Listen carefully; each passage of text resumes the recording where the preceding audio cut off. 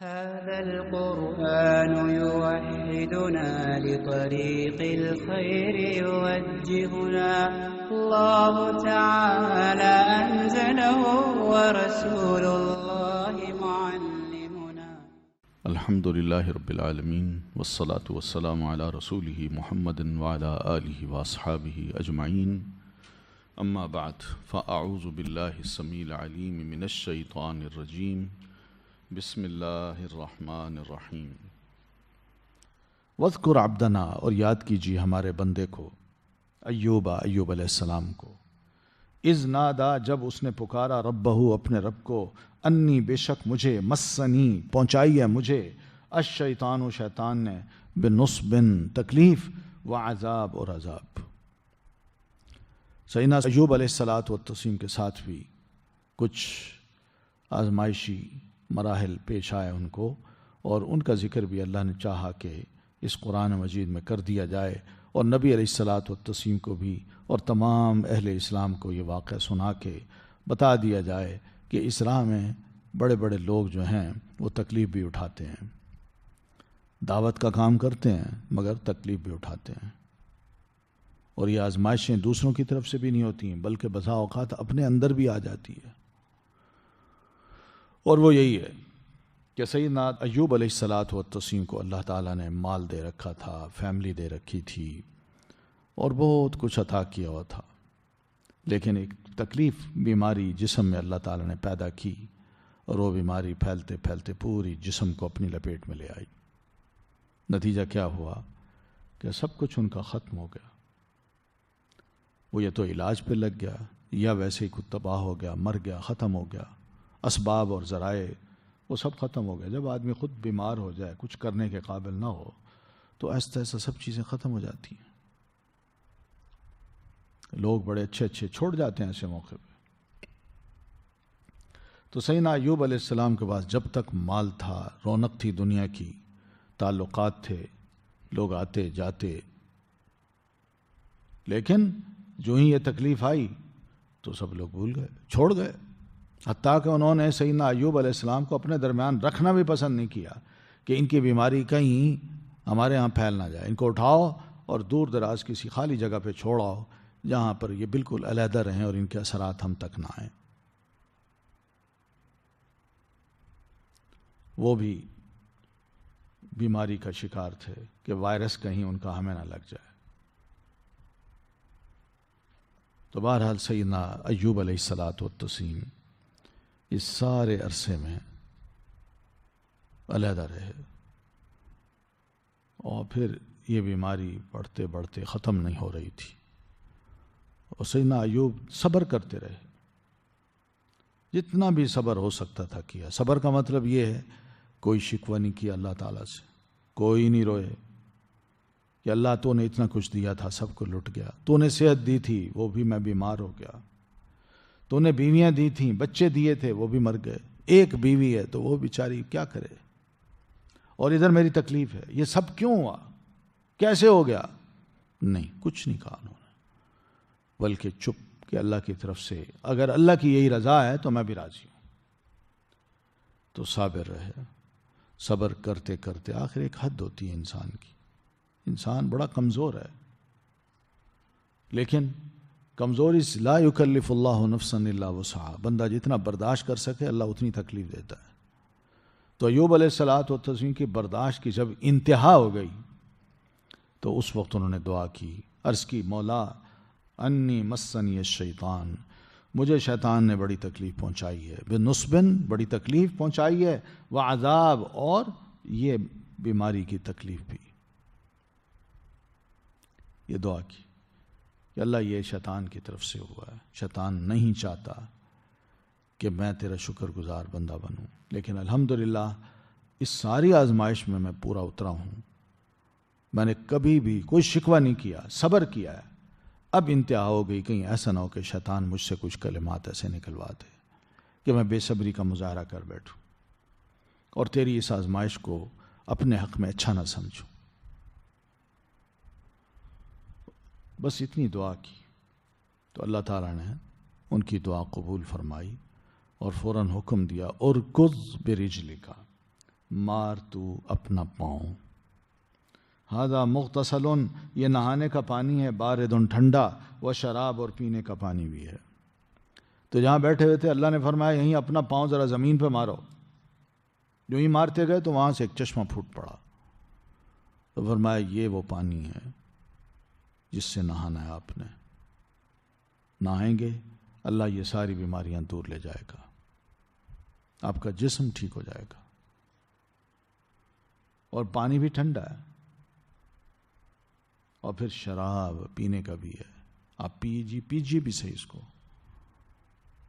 تو دو کام اس سے کیجئے، اپنے باطنی ظاہری جسم کو اس سے دھوئیے، غسل کیجئے اور پیجئے تاکہ اندر سے بھی اس کے اچھے اثرات ہوں.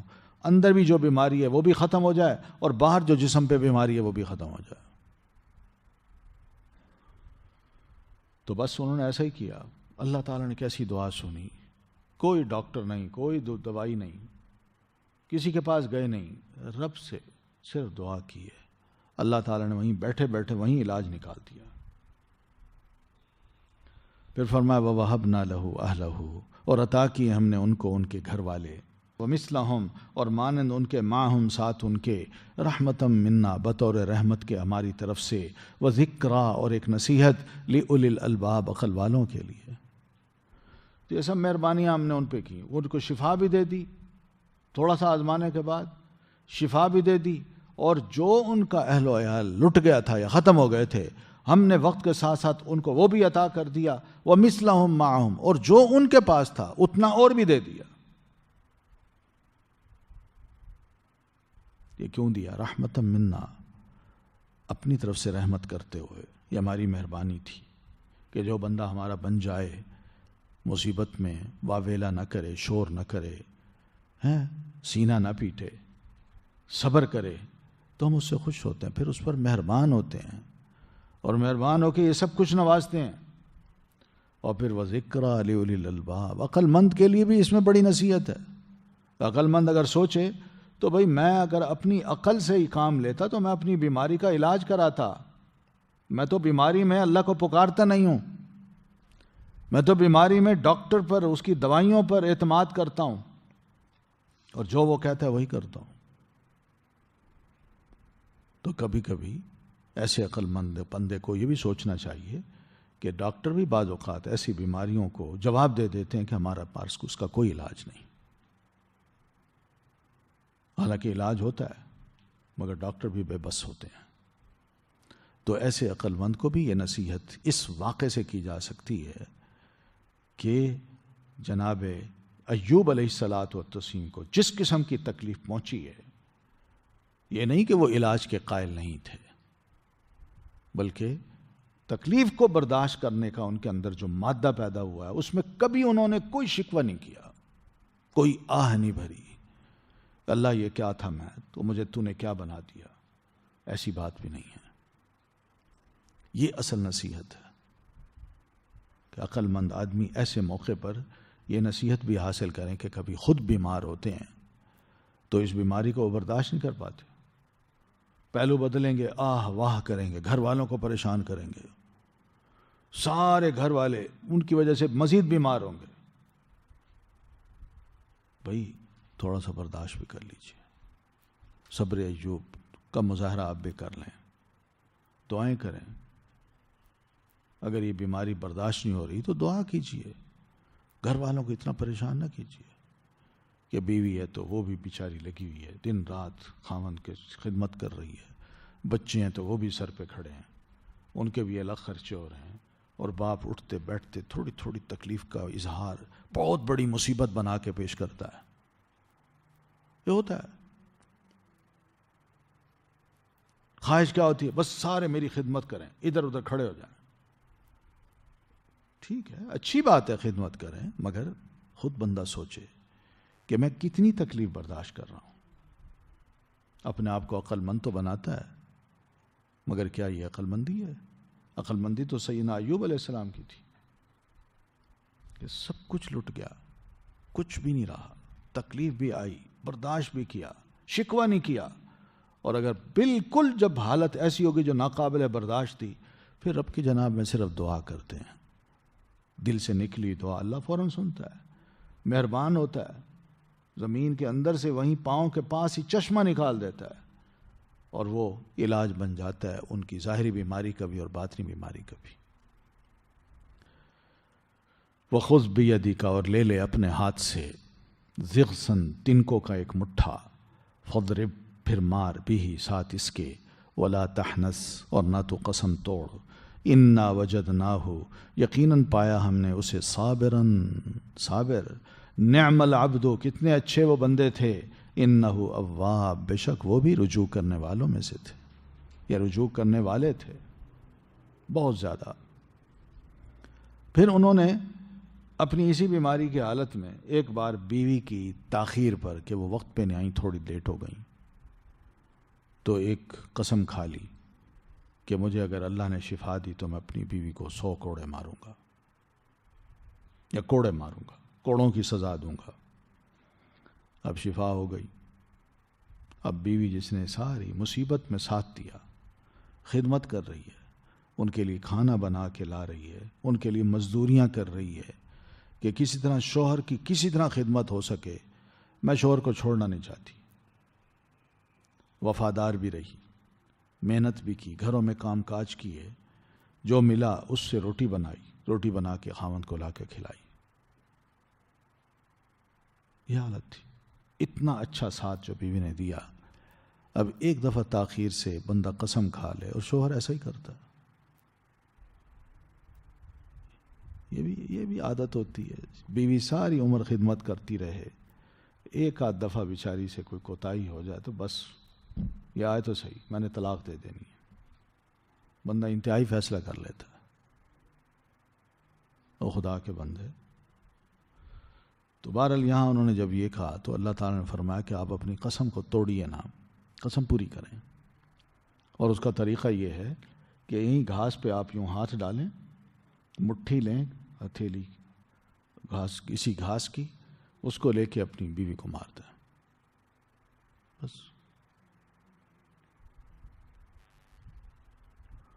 تو اس سے آپ کی قسم بھی پوری ہو جائے گی، اور آپ جو کہہ رہے تھے کہ میں اس کو ماروں گا 100 کوڑے، تو وہی بس یہ سمجھیے آپ کے لیے ہم اتنی آسانی کر دیتے۔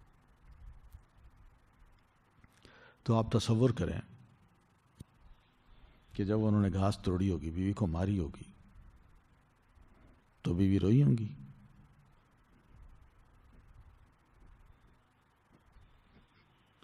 وہ تو خوش ہوئی ہوں گی کہ اللہ تیرا شکر ہے کہ میرے خاوند کو تو نے صحت بھی دے دی، اور میرے خاوند کی قسم بھی تو نے اس طرح پوری کروا دی، اور خاوند نے جو مجھے مارا ہے یہ کوئی خدا نہ خواستہ کوئی کوڑے نہیں تھے، یہ تو پھول تھے جو مجھے لگے ہیں۔ تو یہ اللہ یہی چاہتا ہے کہ میاں بیوی کے درمیان ہمیشہ خوشگوار تعلقات رہیں، اور ایک دوسرے کے ساتھ سختی سے پیش نہ آئیں، نرمی سے رہیں۔ اِنَّا وَجَدْنَاهُ صَابِرًا، ہم نے یقیناً پایا ان کو صابر، واقعی 7 سال پتہ نہیں کتنے سال جو انہوں نے جسمانی تکلیف اٹھائی، آہ تک نہیں کی، آہ تک، ورنہ ہم 3 یا 4 دن بیمار ہو جانا، یقین مانے جس طرح ہماری لائف سٹائل بن گیا ہے، 3 یا 4 دن بیمار ہوں تو بس یوں سمجھتے ہیں کہ دنیا جہان کی جو مصیبتیں اور بیماریاں ہیں وہ بس میرے اوپر ہی آ گئی ہیں، اور پھر گھر کو الٹا کے رکھ دیتے ہیں، والدین سے ایسی ایسی باتیں کرتے ہیں، ایسے ایسے ان کے سامنے چیختے ہیں، وہ گھبرا جاتے ہیں ہمارے بیٹے کو کچھ ہو نہ جائے۔ تو یہ سب ایسی باتیں ہوتی ہیں۔ صبر، اِنَّا وَجَدْنَاهُ صَابِرًا نِعْمَ الْعَبْدُ، بس اس صبر کی وجہ سے ان کو اللہ فرماتے ہیں تعریف کرتے ہوئے کتنے ہی زبردست اچھے انسان تھے، وہ بندے تھے ہمارے۔ اور پھر اِنَّهُ اواب، ایسی مصیبتوں میں وہ کوئی آہوا نہیں کرتے تھے، اگر رجوع کرتے تھے تو ہماری طرف کرتے تھے، اور بہت زیادہ رجوع کرتے تھے، یہ کوالٹی تھی ان کی۔ وَاذْكُرْ عِبَادَنَا إِبْرَاهِيمَ وَإِسْحَاقَ وَيَعْقُوبَ أُولِي الْأَيْدِي وَالْأَبْصَارِ، وَاذْكُرْ اور یاد کیجئے یا ذکر کیجئے، عبادنا ہمارے بندوں کا، ابراہیم کا، و اسحاق اور اسحاق کا، و یعقوب اور یعقوب کا، اولی الایدی جو ہاتھوں والے تھے، والابصار اور آنکھوں والے تھے۔ یہ پڑھنے والے کو کہا ہے کہ جب تم قرآن مجید پڑھتے ہو تو اس میں ہم اپنے بندوں کا ذکر کرتے ہیں جن کے نام یہ ہیں ابراہیم، اسحاق اور یعقوب۔ ان کا بھی ذرا تھوڑا سا ذکر ہو جائے، یعنی یہ بندے تھے ماضی میں، لیکن ہمارے بندے تھے، عبادنا، ہمارے بندے تھے۔ تو ہمارے بندے سے کیا مراد ہے؟ وہی جو میں نے ابھی آپ سے کہا ہے کہ ہم کچھ کام ایسے کریں جس سے اللہ خوش ہو جائے، اور جب خوش ہوتا ہے نا تو وہ کہتے ہیں یہ میرا بندہ ہے، خوش ہو کے کہتا ہے۔ کیونکہ بندے دو قسم کے ہوتے ہیں، ایک ہوتے ہیں اللہ کے بندے، دوسرے ہوتے ہیں شیطان کے بندے۔ ایک اللہ کا کہنا مان رہے ہوتے ہیں، دوسرے شیطان کا کہنا مان رہے ہوتے ہیں۔ تو جو اللہ کا کہنا مانتے ہیں نا، اللہ ان کو فرماتے ہیں یہ میرے بندے ہیں۔ وَاذْكُرْ عِبَادَنَا، یہ خوشی کا ایک ٹائٹل ہے جو اللہ تعالیٰ ان لوگوں کو دے رہا ہے جو ابراہیم ہیں، اسماعیل ہیں اور اسحاق ہیں اور یعقوب ہیں۔ یہ سب میرے بندے تھے، ہمارے بندے تھے، ہمارا کہنا مانتے تھے، ہماری عبادت کرتے تھے، ہم سے ڈرتے تھے، ہمارا شکر ادا کرتے تھے۔ تو اس لیے ان کا بھی ذرا تھوڑا سا ذکر کر دیں۔ ان میں کون ہے؟ ابراہیم ہیں۔ ہم سب جانتے ہیں ابراہیم علیہ السلام ہمارے پیارے نبی علیہ الصلوۃ والتسلیم کے، وہ اوپر چلتے جائیں، ٹری جو فیملی ٹری اوپر جاتا ہے اس پہ جا کے نا ابراہیم علیہ السلام ملتے ہیں۔ تو ابراہیم علیہ السلام کی آپ اولاد ہیں۔ تو ابراہیم بہت نیک انسان تھے بچپن سے ہی، یعنی آپ کی عمر جو ہے 16-18 سال ہوگی نا آپ کی عمر، لیکن وہ اور بھی چھوٹی عمر کے تھے۔ اللہ تعالیٰ نے کو ایسی ہی سمجھ دی ہوئی تھی، سوچتے تھے ہر بات پہ، غور کیا کرتے تھے، میں کیوں پیدا ہوا، یہ دنیا کس نے بنائی ہے، کس کی عبادت ہم کریں، سورج کی کریں، چاند کی کریں، ستاروں کی کریں، کس کی کریں؟ نہ، وہ سوچتے تھے، وہ کہتے تھے یہ تو ساری چیزیں ہیں، نکلتی ہیں، ڈوب جاتی ہیں، طلوع ہوتی ہیں، پھر غروب ہو جاتی ہیں، چمکتی ہیں، پھر اس کے بعد ان پہ پردہ پڑ جاتا ہے، یہ کیا ہے؟ یہ تو خدا نہیں ہو سکتے۔ خدا تو وہی ہے جس نے ان سب کو پیدا کیا ہے، جس نے مجھے پیدا کیا ہے۔ یہ رزلٹ نکالا تھا انہوں نے بچپن میں اس کا کہ اللہ تعالیٰ واقعی ہے اور اللہ تعالیٰ ہی کی عبادت کرنی چاہیے۔ آپ کو پتہ ہونا چاہیے کہ ابراہیم علیہ السلام کون تھے؟ ان کے گھر میں بت بنتے تھے، ان کے بابا جو تھے وہ بتوں کا کاروبار کرتے تھے۔ وہ بڑے بڑے پہاڑوں پہ پتھر کاٹ کے، بڑے بڑے پتھر ان کو گھر لاتے، اور گھر لا کے انہوں نے پوری ایک مشین رکھی ہوئی تھی، یعنی اپنے ہاتھوں کی، وہ ان سے اوزاروں سے، انسٹرومنٹ سے ان سارے پتھروں کو تراشتے جاتے اور ان کی شکلیں بناتے تھے، ناک، ماتھا، آنکھیں، پورا چہرہ، سر کے بال، اور پھر یہاں تک گردن تک یا مونڈے تک، وہ پورا پتھر گھڑ کے تراش کے اس کے بعد اس کو رنگ دے کے، تیل وغیرہ لگا کے، اس کی اچھی مالش کر کے، چمکا کے، پھر مارکیٹ میں لے آتے، کہتے کوئی ہے جو اس خدا کو خریدے؟ تو لوگ اس کو خرید لیتے تھے، ہاتھوں ہاتھ خرید لیتے تھے، وہ اپنے گھروں میں لے جاتے، اس کو رکھتے تھے، پھر ان کی عبادت کرتے تھے۔ آج بھی یہی ہوتا ہے، جو بت پرست قومیں ہیں وہی کچھ کرتی ہیں، ان کے ہاں بڑی مارکیٹیں ہیں، ان کے ہاں دکانیں ہیں، وہاں نئے نئے ماڈل کے خدا بنے ہوئے ہیں، وہ ان مورتیوں کو اٹھاتے ہیں، اپنے گھروں میں لے جاتے ہیں اور لگاتے ہیں، پھر ان کی پوجا کرتے ہیں۔ تو ابراہیم علیہ السلام سوچتے تھے کہ میرے بابا یہ خود پتھر گھڑتے ہیں، بنا کے گھر لے آتے ہیں، پھر اس کو گھڑ کے اس کو سب کچھ تیار کر کے پھر اس کے بعد اس کو بیچ ڈالتے ہیں اور کہتے ہیں یہ خدا کیسے ہو سکتے ہیں؟ تو ایک دفعہ انہوں نے اپنی ماما سے سوال کیا، ماما ہمارا رب کون ہے؟ تو ان کا اپنے ابا سے پوچھو۔ تو بابا آئے کہ بابا ہمارا رب کون ہے؟ ان کا یہ خدا ہے، پتھر کی طرف، بت کی طرف اشارہ کیا۔ ان کا بابا یہ کیسے رب ہو سکتا ہے؟ اس کو تو آپ نے بنایا، یہ تو پتھر تھا، آپ سڑک پہ وہاں پہاڑ سے کاٹ کے اٹھا کے وہاں سے لے آئے ہیں اور اس کو تراشا ہے، آپ نے اس کا ناک بنائی، آپ نے اس کے کان بنائے، آپ نے آنکھیں بنائی، تو یہ خود تھوڑی بنا ہے، تو یہ رب کیسے ہو سکتا ہے؟ اس کو تو آپ نے بنایا ہے۔ تو بابا کہنے لگے بات تو یار تمہاری صحیح ہے، تو پھر بابا یہ خدا کیسے ہو؟ یہ نہ ہو بلکہ آپ ہوں، کیونکہ آپ نے ان کو بنایا ہے۔ اب بابا جو تھے نا ایسے ہو گئے، ہاں بالکل میں ہی۔ پھر کہنے لگے اچھا مجھے یہ بتائیں آپ کو کس نے بنایا؟ چپ، ایسے سوال نہیں کرتے۔ دیکھا نا، اتنی سی بات پہ کوئی لاجک ہو، جس میں کوئی صحیح سوال ہو، اس کا جواب ہونا چاہیے نا۔ مگر جو جھوٹے لوگ ہوتے ہیں نا، جھوٹے لوگ، ان کے پاس جواب نہیں ہوتے ایسی چیزوں کے۔ وہ کیا کرتے ہیں؟ دوسرے کو دباتے ہیں، چپ، خبردار ایسی بات کی تو چپ ہو گئے۔ لیکن صاف یہ کہنے لگے کہ ابا میں ان کو خدا نہیں سمجھتا، اور نہ میں آپ کو خدا سمجھتا ہوں۔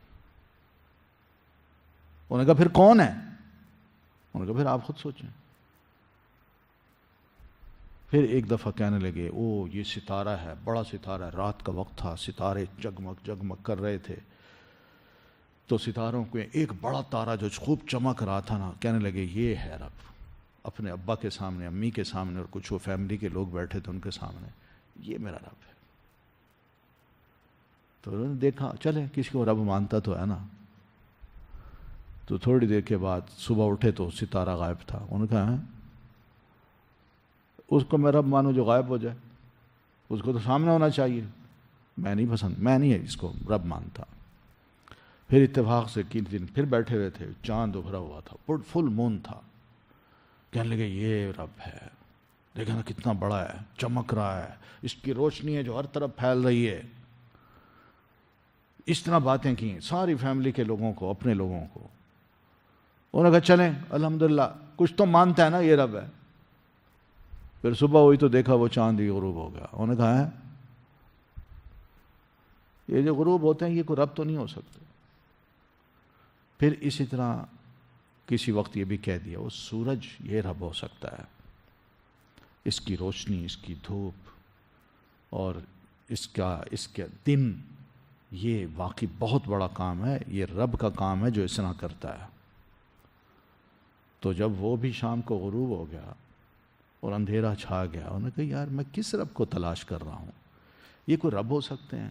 نہیں، میرا رب وہی ہو سکتا ہے جس نے آسمان کو بنایا، زمین کو بنایا، سورج کو بنایا، چاند کو بنایا، مجھے بنایا، میرے ماں باپ کو بنایا، ہر شے کو بنایا۔ وہی میرا رب ہو سکتا ہے اور کوئی رب نہیں ہو سکتا۔ بس اتنا کہنا تھا کہ لوگوں کو سمجھایا بھی صحیح، بڑے لاجیکل وے میں، مگر جو سمجھنے والے تھے انہوں نے سمجھنا تھا، جنہوں نے نہیں سمجھنا تھا انہوں نے کہا نہیں، یہ دماغ اس کا خراب ہو گیا، ابراہیم کا دماغ خراب ہو گیا۔ تو ایسے ماحول میں اللہ تعالیٰ نے ان کو بچپن میں ہی اتنی سمجھ عطا کی تھی کہ وہ غور کرتے تھے۔ اور یہ یاد رکھیں جو بچے بچپن سے ہی غور کرتے ہیں نا، غور کا مطلب یہ نہیں کہ انسان سے پوچھا چاہے او بھائی کیا سوچ رہے ہو، سنو کیا سوچ رہے ہو، کیا سوچ رہے تھے، پھر چپ، وہ بتاؤ نا، وہ کہتے ہیں یہی سوچ رہا ہوں کہ کیا سوچ رہا تھا۔ ہمیں ایسا نہیں بننا، ہمیں ایسا بننا ہے کہ ہم نے سوچنا ہے تو صحیح سوچنا ہے، الرٹ ہو کے۔ تو ابراہیم علیہ السلام الرٹ ہو کے سوچتے تھے، الرٹ ہو کے۔ تو ایک ایک بات کو بڑا سنجیدگی کے ساتھ لیتے تھے وہ، اور چاہتے یہ تھے کہ جو میں صحیح باتیں سمجھ رہا ہوں اللہ تعالیٰ دوسروں کو بھی یہ سمجھ دے دے، اور دوسروں کے پاس کوئی جواب نہیں ہوتا تھا۔ تو یہ ہیں، اللہ فرماتے ہیں وَاذْكُرْ عِبَادَنَا ابراہیم، ہمارے بندے جو ہیں نا ان میں ایک ابراہیم ہے، ذرا ان کا بھی ذکر کیا کیجئے۔ بتائیے لوگوں کو کیسے انسان تھے، کتنی اچھی سوچیں تھیں ان کی، کتنے اچھے کام تھے۔ آپ سوچیں نا ابراہیم کو کتنا عرصہ اس دنیا میں رہے ہوں گے، یہی 80 سال 100 سال یہی ہوگا نا، 100 سال رہے ہوں گے نا۔ لیکن ان 100 سالوں میں انہوں نے جو سوچا، جو کیا، چلے گئے، فوت ہو گئے، اب 100 سال کے بعد اب کتنے ہزاروں سال ہو گئے ان کو یہاں دنیا سے رخصت ہوئے، لیکن اس سوچ کو اللہ تعالیٰ نے اتنا پسند کیا ہے، اتنا پسند کیا ہے کہ آج بھی ہم ان کا ذکر اپنے درمیان کر رہے ہیں۔ یہ ایک اچھے انسان تھے۔ یہ ریوارڈ ہوتا ہے کہ انسان دنیا میں اچھے کام کرے، اچھی سوچ اس کی ہو، تو اللہ تعالیٰ اس کے نام کو بھی بعد میں باقی رکھتا ہے، اور نام بھی ایسا ہوتا ہے کہ لوگ جب بھی نام لیتے ہیں تو دل کی گہرائی سے ان کی عزت بھی کرتے ہیں، ان کے لیے دعائیں بھی کر رہے ہوتے ہیں۔ یہ تھوڑی سی لائف میں یہ کام ہوتے ہیں جو کرنے کے، ہم اگر یہ کام کر جائیں، مرنا تو ویسے ہی سب نے ہے، میں نے بھی مرنا ہے، آپ نے بھی مرنا ہے، کوئی یہاں رہنے کے لیے تو کوئی آئے نہیں، لیکن کیوں نہ ہم ابھی سے فیصلہ کر لیں کہ ہم کچھ ایسے کام کریں کہ ہمارے مرنے کے بعد بھی کم از کم ہمارا جب نام لیا جائے لوگ دل سے ہمیں دعائیں تو دیں، ہمیں اچھا تو سمجھیں، ہمیں یہ تو نہ کہیں شیطان لعنت اللہ علیہ، یہ تو نہ کہیں، گالیاں تو نہ دیں، برا انسان تھا، دفع ہو گیا، مر گیا، جان چھوٹی اس سے، یہ تو نہ کہیں، بلکہ روئیں، بعد میں بھی روئیں۔ جب کبھی بھی کوئی وقت آئے، ابراہیم علیہ الصلوۃ والتسلیم جیسے آج ہم ذکر کر رہے ہیں، ان کی ان باتوں کو اگر تفصیل سے پڑھیں تو یقین مانے رونا آتا ہے کہ کتنے اچھے انسان تھے۔ پھر اسی طرح ان کے بیٹے ہیں اسحاق کا بھی ذکر کیجیے۔ یہ ابراہیم علیہ السلام کے دوسرے چھوٹے بیٹے تھے۔ ان سے بڑا بیٹا کون تھا؟ اسماعیل۔ تو اسماعیل کو لائے تھے وہ مکہ میں، وہاں چھوڑ دیا تھا ان کی والدہ سمیت، اور اسحاق وہیں فلسطین میں پیدا ہوئے تھے اور وہ وہیں رہے۔ ان کی جنریشن وہاں چلی، وہ سارے بنو اسرائیلی کہلائے۔ اسحاق کے بیٹے یعقوب تھے، آگے یعقوب کا نام آ رہا ہے۔ یعقوب کا اصلی نام تھا ان کی زبان میں اسرائیل۔ تو اسرائیل کے جتنے بھی آگے بیٹے ہوئے، اسرائیل کے اپنے، یعقوب کے اپنے 12 بیٹے تھے، ان 12 بیٹوں کی آگے جنریشن پھیلی ہے، وہ سب بنو اسرائیل کہلاتے ہیں۔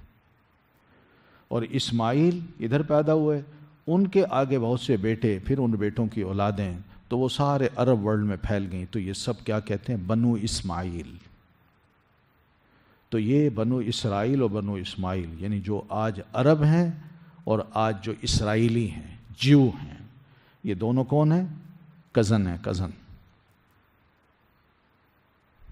یہ آپس میں کزن ہیں۔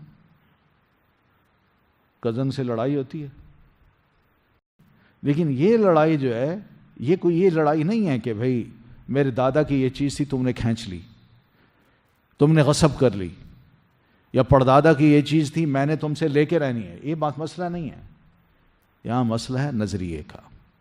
ایک گمراہ ہو، دونوں گمراہ ہو گئے، وہ بھی گمراہ ہو گئے، یہ بھی گمراہ ہو گئے۔ تو اللہ تعالیٰ نے ان کی ہدایت کے لیے موسیٰ علیہ السلام، پھر حضرت عیسیٰ علیہ السلام تک رسول بھیجے کہ کس طرح یہ ٹھیک رہے۔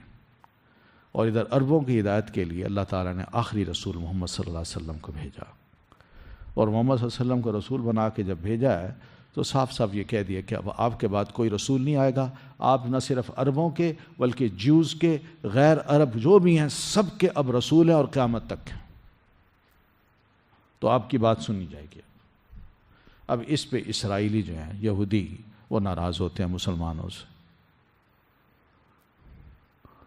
تو یہ جو ناراضگی ہے، یہ کوئی یہ نہیں ہے کہ پراپرٹی کی کوئی لڑائی ہے، بلکہ اصل ناراضگی یہی ہے کہ ایک مسلمان ہے، دوسرے کہتے ہیں ہم جو ہیں، اور تیسرے کہتے ہیں ہم کرسچن ہیں، اور چوتھے یہی عرب جو تھے، ان کی اپنی جنریشن بھی ایسی رہی، کچھ ایسی جنہوں نے بت پرستی کو نہیں چھوڑا، وہ بتوں کی عبادت کرتے تھے، تو وہ بتوں کی عبادت میں ہی وہ لگے رہے۔ تو ایک جنریشن ایسی بھی تیار ہو گئی جنہوں نے کہا ہم بتوں کی عبادت کریں گے، تو سارے مل کے مسلمانوں کے مخالف ہو گئے، ٹھیک ہے۔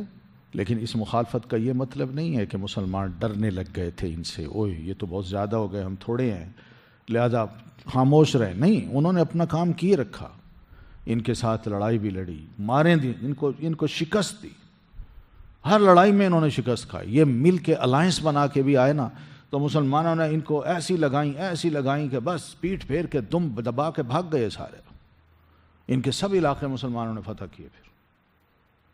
تو اس لیے یہ کوئی حیثیت نہیں رکھتے. ہم مسلمان اگر ہوں، تھوڑے بھی ہوں نا، انشاءاللہ ہمیں کوئی شکست نہیں دے سکتا. تو یہ وہ لڑائی جو ہے صرف نظریے کی ہے، آئیڈیالوجی کی ہے. وہ کہتے ہیں محمد صلی اللہ علیہ وسلم اللہ کے رسول نہیں ہے، ہم کہتے ہیں. وہ کہتے ہیں یہ کتاب قرآن مجید اللہ کی کتاب نہیں ہے، محمد الرسول اللہ صلی اللہ علیہ وسلم کی اپنی بنائی ہوئی ہے. قرآن مجید کہتا ہے یہ محمد صلی اللہ علیہ وسلم کی نہیں بنی ہوئی. آپ صلی اللہ علیہ وسلم نے خود منہ سے کہا میری کتاب نہیں ہے یہ اللہ نے نازل کی ہے. تو جب خود بندہ کہہ رہا ہے میں نے نہیں لکھی، جو لکھنا پڑھنا بھی نہیں جانتا تھا، تو وہ کیسے کہہ سکتا ہے کہ بھئی وہ کیسے اتنی بڑی کتاب لکھ سکتا ہے؟ آج دنیا میں کوئی پڑھا لکھا انسان سوچ سمجھ کے کوئی کتاب جب لکھتا ہے، آپ کو پتہ ہے اس کی کتاب کتنا عرصہ اس کی زندگی میں بکتی ہے، اور جب وہ مر جاتا ہے تو کیا وہ کتاب پرانی نہیں ہو چکی ہوتی؟ زیادہ زیادہ 30 سال 50 سال چل جاتی ہے، پھر اس کے بعد کوئی جانتا ہے اس کو، کوئی پڑھتا ہے. وہ کہتے ہیں یہ اولڈ پرانے خیالات ہیں. لیکن یہ قرآن مجید اگر محمد صلی اللہ علیہ وسلم کا لکھا ہوتا اور عربی میں ہے، عربی کون دنیا جانتی ہے؟ کوئی جانتا ہی نہیں. آج عربی کا کوئی اخبار میں آپ کو دے دوں آپ پڑھیں گے؟ عربی کا اخبار ہم نانی اماں کو یا دادی اماں کو دے دیں وہ پڑھیں گی؟ اردو کا بھی دے دیں وہ نہیں پڑھ سکتی. لیکن قرآن مجید ان کے ہاتھ میں دے دیں وہ فوراً پڑھنے لگ جاتی ہیں. ہے میریکل کہ نہیں؟ تو یہ وہ چیز ہے جس کو ہم نے دیکھنا ہے. اللہ تعالیٰ نے اس کتاب کو باقی رکھا ہے، روزانہ پڑھی جاتی ہے. اتنے لوگ پڑھتے ہیں جس میں دنیا کی کوئی کتاب بھی ایسی نہیں ہے جو اس قدر پڑھی جاتی ہو. یہ وہ کتاب ہے. تو خیر، تو اسحاق علیہ السلام جو تھے انہوں نے بھی بڑی قربانیاں دی، بہت ان کے کام ہیں. پھر یعقوب ہیں، یعقوب کی اپنی اولاد ہے جیسے میں بتایا. یہ سب کون تھے؟ اولی الایدی، یہ بڑے ہاتھوں والے تھے. ہاتھوں والے سے کیا مراد ہے؟ کہ ان کے پاس ہمت تھی، قوت تھی، طاقت تھی، ایمانی طاقت تھی. ایمان ان کا زندہ تھا جو ان کے اندر ہر وقت ان کو پرجوش رکھتا تھا. اور یہ ایمان اللہ کا خوف بھی ان کو دلاتا تھا، گناہ سے بھی بچاتا تھا، اچھے کام کرواتا تھا. اور اس کے ساتھ ساتھ اللہ کی خوب عبادت بھی یہ کرتے تھے. کبھی سست نہیں ہوتے تھے کہ ہمارے اندر ہمت نہیں ہے، طاقت نہیں ہے، ہم کمزور ہیں. نہیں، بڑی خوشی کے ساتھ آگے آتے اور اللہ کی عبادت بھی کرتے تھے. اچھے کاموں کو اللہ دیکھتا ہے. اللہ تعالیٰ یہ نہیں دیکھتا کہ تم نے کتنی ڈگریاں لی ہیں، کون سا اسپیشلائزیشن تم نے کی ہوئی ہے. وہ ٹھیک ہے، وہ تمہارے اپنے کام ہیں، وہ دنیا کے لیے ہیں. مگر اللہ فرماتے ہیں میرے لیے کیا کرتے ہو؟ جو ہم اللہ تعالیٰ کے لیے کرتے ہیں نا، اللہ تعالیٰ ان کو لیتا ہے، ان کو ویلیو دیتا ہے. تو یہاں ویلیو جو ہے نا صرف اسی چیز کی دی جا رہی ہے کہ صحت اچھی تھی، اور اس اچھی صحت کو انہوں نے اپنی طاقت کو کیا کیا؟ ہمارا بندہ بن کے گزارا. خوف رکھا دل میں، گناہوں سے بچے اور ہماری خوب عبادت کی. والابصار، اور آنکھوں والے تھے. یہ آنکھوں کا استعمال جب وہ کرتے تھے تو وہ اس طرح کہ کوئی گناہ کر رہا ہے تو کہتے تھے نہ یہ گناہ ہم نے نہیں کرنا. کوئی گناہ گارانہ چیز دیکھی تو کہتے تھے نہ، آنکھوں سے دیکھی، نہ یہ کام ہم نے نہیں کرنا. آنکھوں کا یہ استعمال ہوتا تھا. وہ دین کو، اللہ تعالیٰ کی باتوں کو اپنی آنکھوں کے ذریعے سے بھی سمجھتے تھے کہ میں اپنی آنکھ سے کوئی نیکی کی شے دیکھ رہا ہوں یا بری شے دیکھ رہا ہوں. اگر اچھی شے دیکھ رہا ہوں تو مجھے ثواب ملے گا، اور اگر بری دیکھ رہا ہوں تو گناہ ملے گا. آنکھ کا بھی صحیح استعمال کرتے تھے. اتنی ان کو سمجھ تھی. صرف یہی نہیں کہ بس اللہ کے آگے کھڑے ہو کے عبادت کرنی ہے بس، اور آنکھیں ادھر ادھر ہوں نا. اپنی آنکھوں، کیونکہ اللہ تعالیٰ فرماتے تھے اور قرآن بھی نے فرمایا ہے کہ یعلم خائنۃ الاعین، میں ایک آنکھ کو پہچانتا ہوں، جانتا ہوں کہ یہ آنکھ کیسے دیکھ رہی ہے، کیسے دیکھ رہی ہے. اور مجھے پتہ یہ آنکھ دیکھ رہی ہے تو یا سو رہی ہے. اللہ تعالیٰ فرماتا ایک بندے کی آنکھ، فرماتے میں جانتا ہوں. اور یہاں تک کہتے ہیں جب دیکھنے کا انداز ہوتا ہے نا، مثلا میں آپ کو دیکھ رہا ہوں، آپ تو یہ دیکھ رہے ہیں نا کہ میں دیکھ رہا ہوں، لیکن میری آنکھوں میں دیکھنے کا جو انداز ہے وہ کیا ہے؟ آپ کو اچھی نظر سے دیکھ رہا ہوں، بری نظر سے دیکھ رہا ہوں، یا یہ سوچ رہا ہوں کہ دیکھ کے دل میں غصہ آ رہا ہے، یا دیکھ رہا ہوں تو اس وجہ سے کہ شیطان مجھے ابھار رہا ہے کہ میں اس طرح دیکھوں اس کو. یہ چیز دیکھتے رہو، کوئی نہیں دیکھ رہا، شیطان ابھارتا ہے، دیکھو دیکھو اور دیکھو. تو اللہ فرماتے ہیں یہ سب آنکھوں کی جو خیانت ہوتی ہے نا، ڈس آنیسٹی، یہ میں اچھی طرح جانتا ہوں، ایک ایک آنکھ کو. اب دیکھیں جب یہ اللہ بتائے تو یہ نیک لوگ کیوں نہ ڈریں کہ ہم جو کچھ کر رہے ہیں، جو دیکھ رہے ہیں، اللہ جانتا ہے ان کو. تو اس لیے اپنی آنکھوں کو اچھی جگہ پہ لگاؤ، نیک جگہ پہ لگاؤ، اچھی چیزیں دیکھو، تب جا کے ثواب ملے گا. اور خدا نہ خواستہ اگر بری چیز دیکھی تو یہ آنکھ کل کو جواب بھی دے گی اللہ تعالیٰ کو، ہاں بھائی کیوں یہ بری چیز دیکھی تھی. تو اللہ تعالیٰ نے ان کو آنکھیں بھی دی تھی، ہاتھ بھی دیے تھے. یہ ہمیشہ کیا کرتے تھے؟ ان کا صحیح استعمال کرتے تھے. بڑے سمجھدار لوگ تھے. آج نبی علیہ السلام یہی فرماتے ہیں کہ مجھے مثال کے طور پر ہمارے جسم کے جو ٹولز ہیں، آپ ان کے بارے میں فرماتے ہیں 2 چیزوں کی ضمانت تم مجھے دو کہ ان کا غلط استعمال نہیں کرو گے، میں تمہیں ضمانت دیتا ہوں کہ تم جنت میں جاؤ گے. تو صحابہ نے عرض کی اللہ کے رسول وہ کیا چیزیں ہیں؟ آپ نے فرمایا ایک زبان اور ایک شرمگاہ. زبان کا غلط استعمال نہیں کرو گے، میں تمہیں ضمانت دیتا ہوں کہ تم جنت میں جاؤ گے، میں لے جاؤں گا تمہیں. شرمگاہ کا بھی غلط استعمال نہیں کرو گے، میں تمہیں جنت میں لے جاتا ہوں. یہ تم گارنٹی دو، میں تمہیں یہ گارنٹی دیتا ہوں. ٹولز ہے نا. اسی طرح آنکھ کا استعمال ہے، وہ بھی صحیح ہو. کان کا بھی، ان کانوں سے، آنکھوں سے، شرمگاہ کے بارے میں، دل کے بارے میں اللہ نے ہم سے سوال کرنے ہیں کہ میں نے تمہیں یہ ٹولز دیے تھے، تم نے ان کا استعمال کیسے کیا، صحیح کیا یا غلط کیا. ہم کچھ بھی کہیں گے نا، یہاں سیل لگ جائے گی، یہاں سیل لگ جائے گی.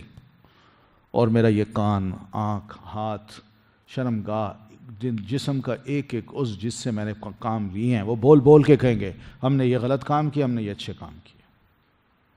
آپ سوچیں اس موقع پر میری کیا حالت ہو سکتی ہے، کیا جواب میں دے سکتا ہوں، کتنا ذلیل ہوں گا، کتنی شرم آئے گی کہ میں نے چھپ چھپ کے جو کام کیے تھے آج یہ سب بول کے میرے خلاف گواہیاں دے رہے ہیں.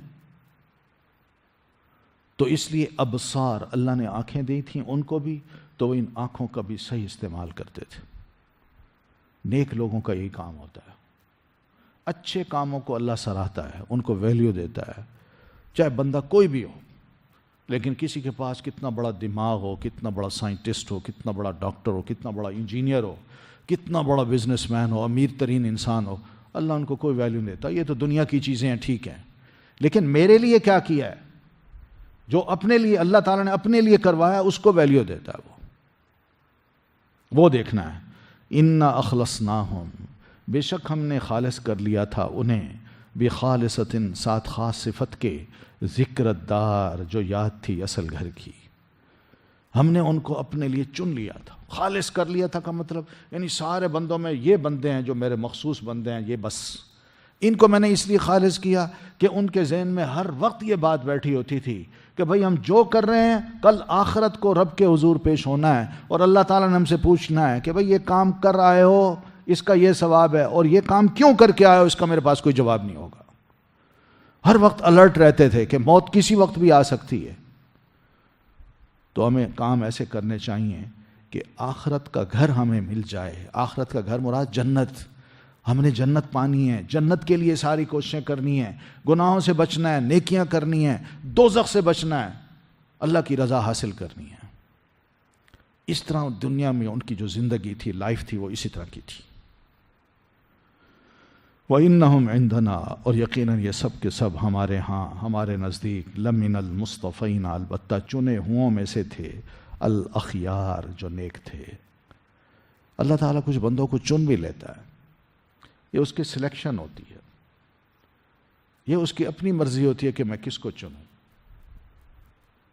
یہ یاد رکھیے، ہم کتنی بھی خواہش کریں نا اللہ مجھے چن لے، یہ خواہش ہماری پوری نہیں ہو سکتی. ہاں اتنی ضرور ہے کہ جیسے میں جتنا بھی بھوکا پیاسا ہوں گا تو میں روٹی کے پاس چل کے جاؤں گا، کنویں کے پاس چل کے جاؤں گا، گلاس اٹھاؤں گا، پانی پیوں گا اور پھر اللہ کا شکر ادا کروں گا۔ یہ نہیں ہوگا کہ گلاس میرے پاس چل کے آئے یا کنواں میرے پاس چل کے آئے یا لقمہ میرے پاس آئے اور خود بخود میرے منہ میں آ جائے اور میں اس کو اندر ہی میرے چلا جائے اور میں کہوں میں سیر ہو گیا ہوں، میری بھوک ختم ہو گئی ہے۔ اس کے لیے کوشش کرنا پڑتی ہے۔ تو جتنی کوشش کریں گے اللہ تعالیٰ کے نزدیک جانے کی، اتنا ہی اللہ پھر اپنا بنا لیتا ہے۔ جتنا ہم بھاگیں گے اللہ کہتا ہے ٹھیک ہے جاؤ، تو میرا بندہ نہیں بننا چاہتے تو نہ بنو، مجھے کون سا شوق ہے، شوق تو تمہیں ہونا چاہیے تھا۔ میرے بہت اور بندے ہیں جو میری عبادت کرتے ہیں، میرا شکر بھی کرتے ہیں، ان میں سارے فرشتے ہیں، ہماری تعداد تو فرشتوں کے مقابلے میں کچھ بھی نہیں۔ اس وقت بھی جتنے بلین انسان ہیں فرشتوں کے مقابلے میں، یہ کئی بلین 7 بلین بھی انسان ہونا فرشتوں کے مقابلے میں کچھ بھی نہیں ہے، کچھ بھی نہیں ہے۔ یعنی فرشتے کئی ٹریلین، کئی 100,000 لاکھوں ٹریلین زیادہ ہیں وہ، جو سب کے سب اللہ کی عبادت کر رہے ہیں۔ اللہ کو ضرورت ہی نہیں ہے ہماری، ہمیں ضرورت ہے۔ تو اس لیے اللہ تعالیٰ انسانوں میں سے کچھ کو چن لیتا ہے، اپنا بنا لیتا ہے اور وہ اللہ کے بندے ہو جاتے ہیں، نیک ہو جاتے ہیں۔ اللہ ان کو توفیق دے دیتا ہے، وہ نیکی کے کام کرتے ہیں پھر۔ اس لیے الاخیار، وہ نیک بھی تھے، خیر کی جمع ہے۔ وذکر اسماعیل، اور یاد کیجیے اسماعیل کو، والیسع اور الیسع کو، وذوالکفل اور ذوالکفل کو، وکل اور وہ سب کے سب من الاخیار، نیک لوگوں میں سے تھے۔ یعنی یہ بھی نیک لوگ تھے، سیدنا اسماعیل علیہ السلام، الیسع علیہ السلام، یہ بھی اللہ کے نبی تھے۔ پھر اسی طرح وذوالکفل، ذوالکفل علیہ السلام، یہ بھی اللہ کے نبی تھے، نیک لوگ تھے۔ اللہ فرماتے ہیں کلن، ہر ایک ان میں سے، من الاخیار، نیکوں میں، نیک لوگوں میں سے تھا۔ کتنی بڑی تعریف ہے۔ اچھے لوگوں کو تو ہم بھی دنیا میں پسند کرتے ہیں، کہتے ہیں بڑا اچھا انسان ہے، بہت شریف ہے، بہت نیک ہے، دل سے اس کا احترام کرتے ہیں۔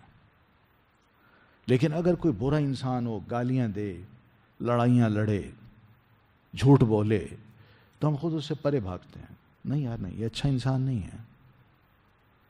تو اللہ تعالیٰ بھی ایسی جو نیک لوگ ہوتے ہیں نا، ان سے محبت بھی کرتا ہے، ان کا ذکر بھی کرتا ہے، ان کو یاد بھی کرتا ہے، دوسروں کو بھی بتاتا ہے یہ سب نیک لوگ تھے، تم بھی ایسے بنو،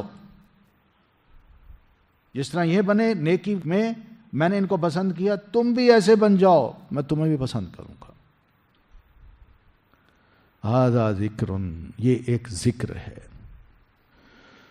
یعنی یہ تو ہے ان بزرگوں کا ذکر جو ماضی میں انسان تھے، ہم جیسے تھے، کھاتے تھے، پیتے تھے، ان کے بھی والدین تھے، ان کے بھی بچے تھے، انہیں بھی بھوک لگتی تھی، وہ بھی محنت مزدوریاں کرتے تھے، لیکن ان سب کچھ کے باوجود وہ نیک تھے۔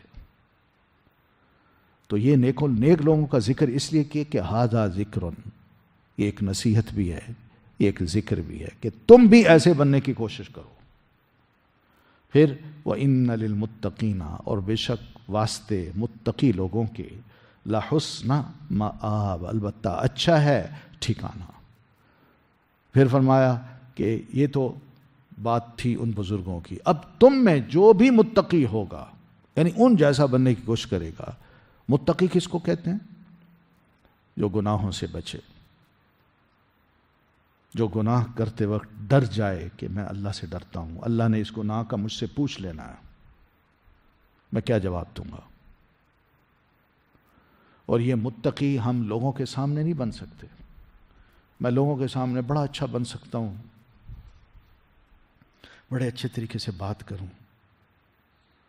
بڑے ادب سے گفتگو کروں، لیکن جو ہی وہ چلا جائے دوسری طرف دوستوں میں جا کے میں ہنسوں، دیکھا کیسے بے وقوف بنا اس کو۔ یہ طریقے ٹھیک نہیں ہیں، یہ متقی انسان کے کام نہیں ہوتے۔ متقی انسان، یہ دیکھیں یہ 2 فیسز جو ہوتے ہیں نا، یہ اچھے نہیں لگتے اللہ تعالیٰ کو، کہ میں اپنے دوستوں میں میرا فیس کچھ اور ہو، اور جب میں گھر جاؤں پیرنٹس کے سامنے میرا فیس کچھ اور ہو۔ وہاں میں ان کو بالکل مختلف نظر آؤں، وہ ماں باپ سمجھیں واہ کتنا اچھا میرا بیٹا ہے، لیکن جب میں باہر جاؤں اپنے دوستوں میں رہوں تو ماں باپ کا بھی مذاق اڑاؤں اور غلط کام بھی کروں، اور جو ماں باپ کو میں باور کراتا ہوں میں بڑا نیک ہوں، میں الٹے کام کروں، اور جن کا مجھے پتہ ہے کہ اگر والدین کو پتہ چل گیا تو وہ سخت ناراض ہوں گے. تو اس طرح کی جو حالت ہے نا، یہ بڑی خراب حالت ہوتی ہے انسان کی، یہ ٹھیک نہیں ہوتا. اور خاص طور پر ایک مسلمان تو ایسا ہو ہی نہیں سکتا. وہ جہاں بھی ہو، گھر کے اندر ہو گھر کے باہر، اس کا فیس ایک ہوتا ہے. وہ اپنے ماں باپ کے ساتھ بھی ویسا ہی رہتا ہے جیسے اپنے دوستوں کے ساتھ، اور جیسے دوستوں کے ساتھ ہے ویسے ہی والدین کے ساتھ، بہن بھائیوں کے ساتھ. اس طرح کے بندے اللہ کو اچھے لگتے ہیں. تو یہ لوگ کون تھے؟ متقی کس کو کہتے ہیں؟ کہ میں لوگوں کے سامنے نماز پڑھ لوں، روزے رکھ لوں، اچھی اچھی باتیں کر لوں، لوگ تو جان لیں گے نا، لیکن جب میں اکیلا ہوتا ہوں نا، اکیلا، میری بات غور سے سنیں، جب میں اکیلا ہوتا ہوں نا اپنے کمرے میں، نہ والدین ہوتے ہیں نہ بہن بھائی ہوتے ہیں، میں اکیلا ہوتا ہوں، اس وقت اللہ تعالیٰ مجھے دیکھ رہا ہوتا ہے کہ اب یہ بندہ میرے سے خوف کھاتا ہے کہ نہیں کھاتا، مجھ سے ڈرتا ہے کہ نہیں ڈرتا. جب میں اکیلا ہوتا ہوں اس وقت مجھے ماں باپ کا ڈر ہوتا ہے کہ چلیں ان سے تو میں چھپ گیا، دروازے بند کر دیے، لیکن کیا اس موقع پر اس کے دل میں میرا ڈر بھی ہے کہ نہیں؟ تو جو بندہ اکیلا ہو کے اللہ سے ڈر جاتا ہے نا کہ کوئی نہیں دیکھ رہا مگر اللہ تو دیکھ رہا ہے نا، تو میں گناہ نہیں کر سکتا، اس موقع پر جو ڈرتا ہے اور گناہ سے بچتا ہے، صحیح معنوں میں متقی آدمی وہ ہے. اس طرح کا انسان اللہ کو چاہیے. تو ایسے متقی لوگوں کے لیے اللہ فرماتے ہیں لحسن مآب، بڑا بہترین ٹھکانہ ہے. مراد کیا؟ جنت.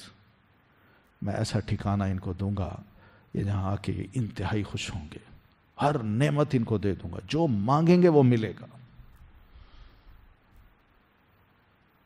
یہ فائدہ ہے. اللہ کو بڑی ادا پسند آتی ہے کہ بندہ اکیلا بیٹھ کے مجھے یاد بھی کرتا ہے، مجھ سے ڈرتا بھی ہے، گناہ بھی نہیں کرتا، اور پھر نیکی کے کام کرتا ہے.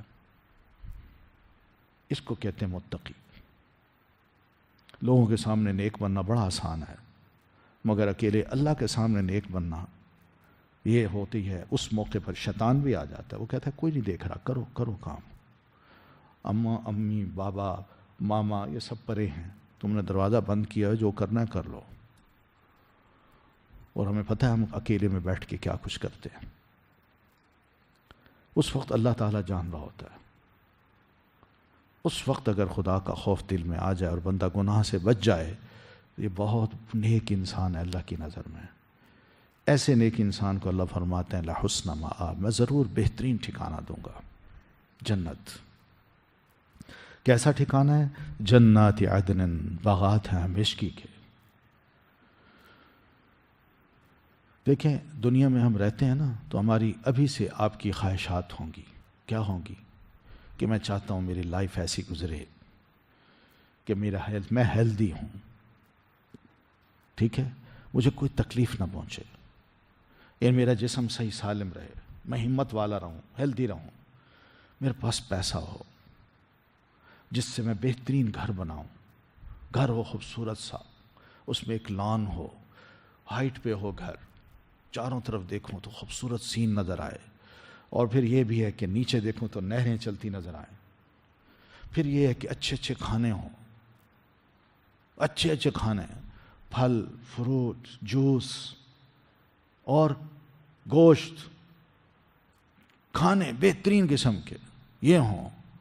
اور پھر ذرا بڑا ہوتا ہے نا انسان تو کہتا ہے اچھی خوبصورت بیوی بھی ہو. یہی ہوتی ہے نا کہ بیوی بھی ہو. تو یہ چار خواہشیں ہماری دنیا میں ہوتی ہیں: اچھا گھر، اچھی بیوی، اچھے کھانے اور اچھی صحت. کیا دنیا میں یہ چیزیں پوری ہو سکتی ہیں؟ اگر جس نے پوری کی بھی ہے نا تو وہ بھی عارضی طور پر کی ہیں. اس کے پاس سب کچھ تھا لیکن صحت نہیں تھی. اس کے پاس صحت بھی تھی، پیسہ بھی تھا، مگر اس کو ڈر یہ رہتا تھا کہ یہ چیزیں چھن جائیں گی جلدی، میں نے فوت ہو جانا ہے، ڈر رہتا ہے.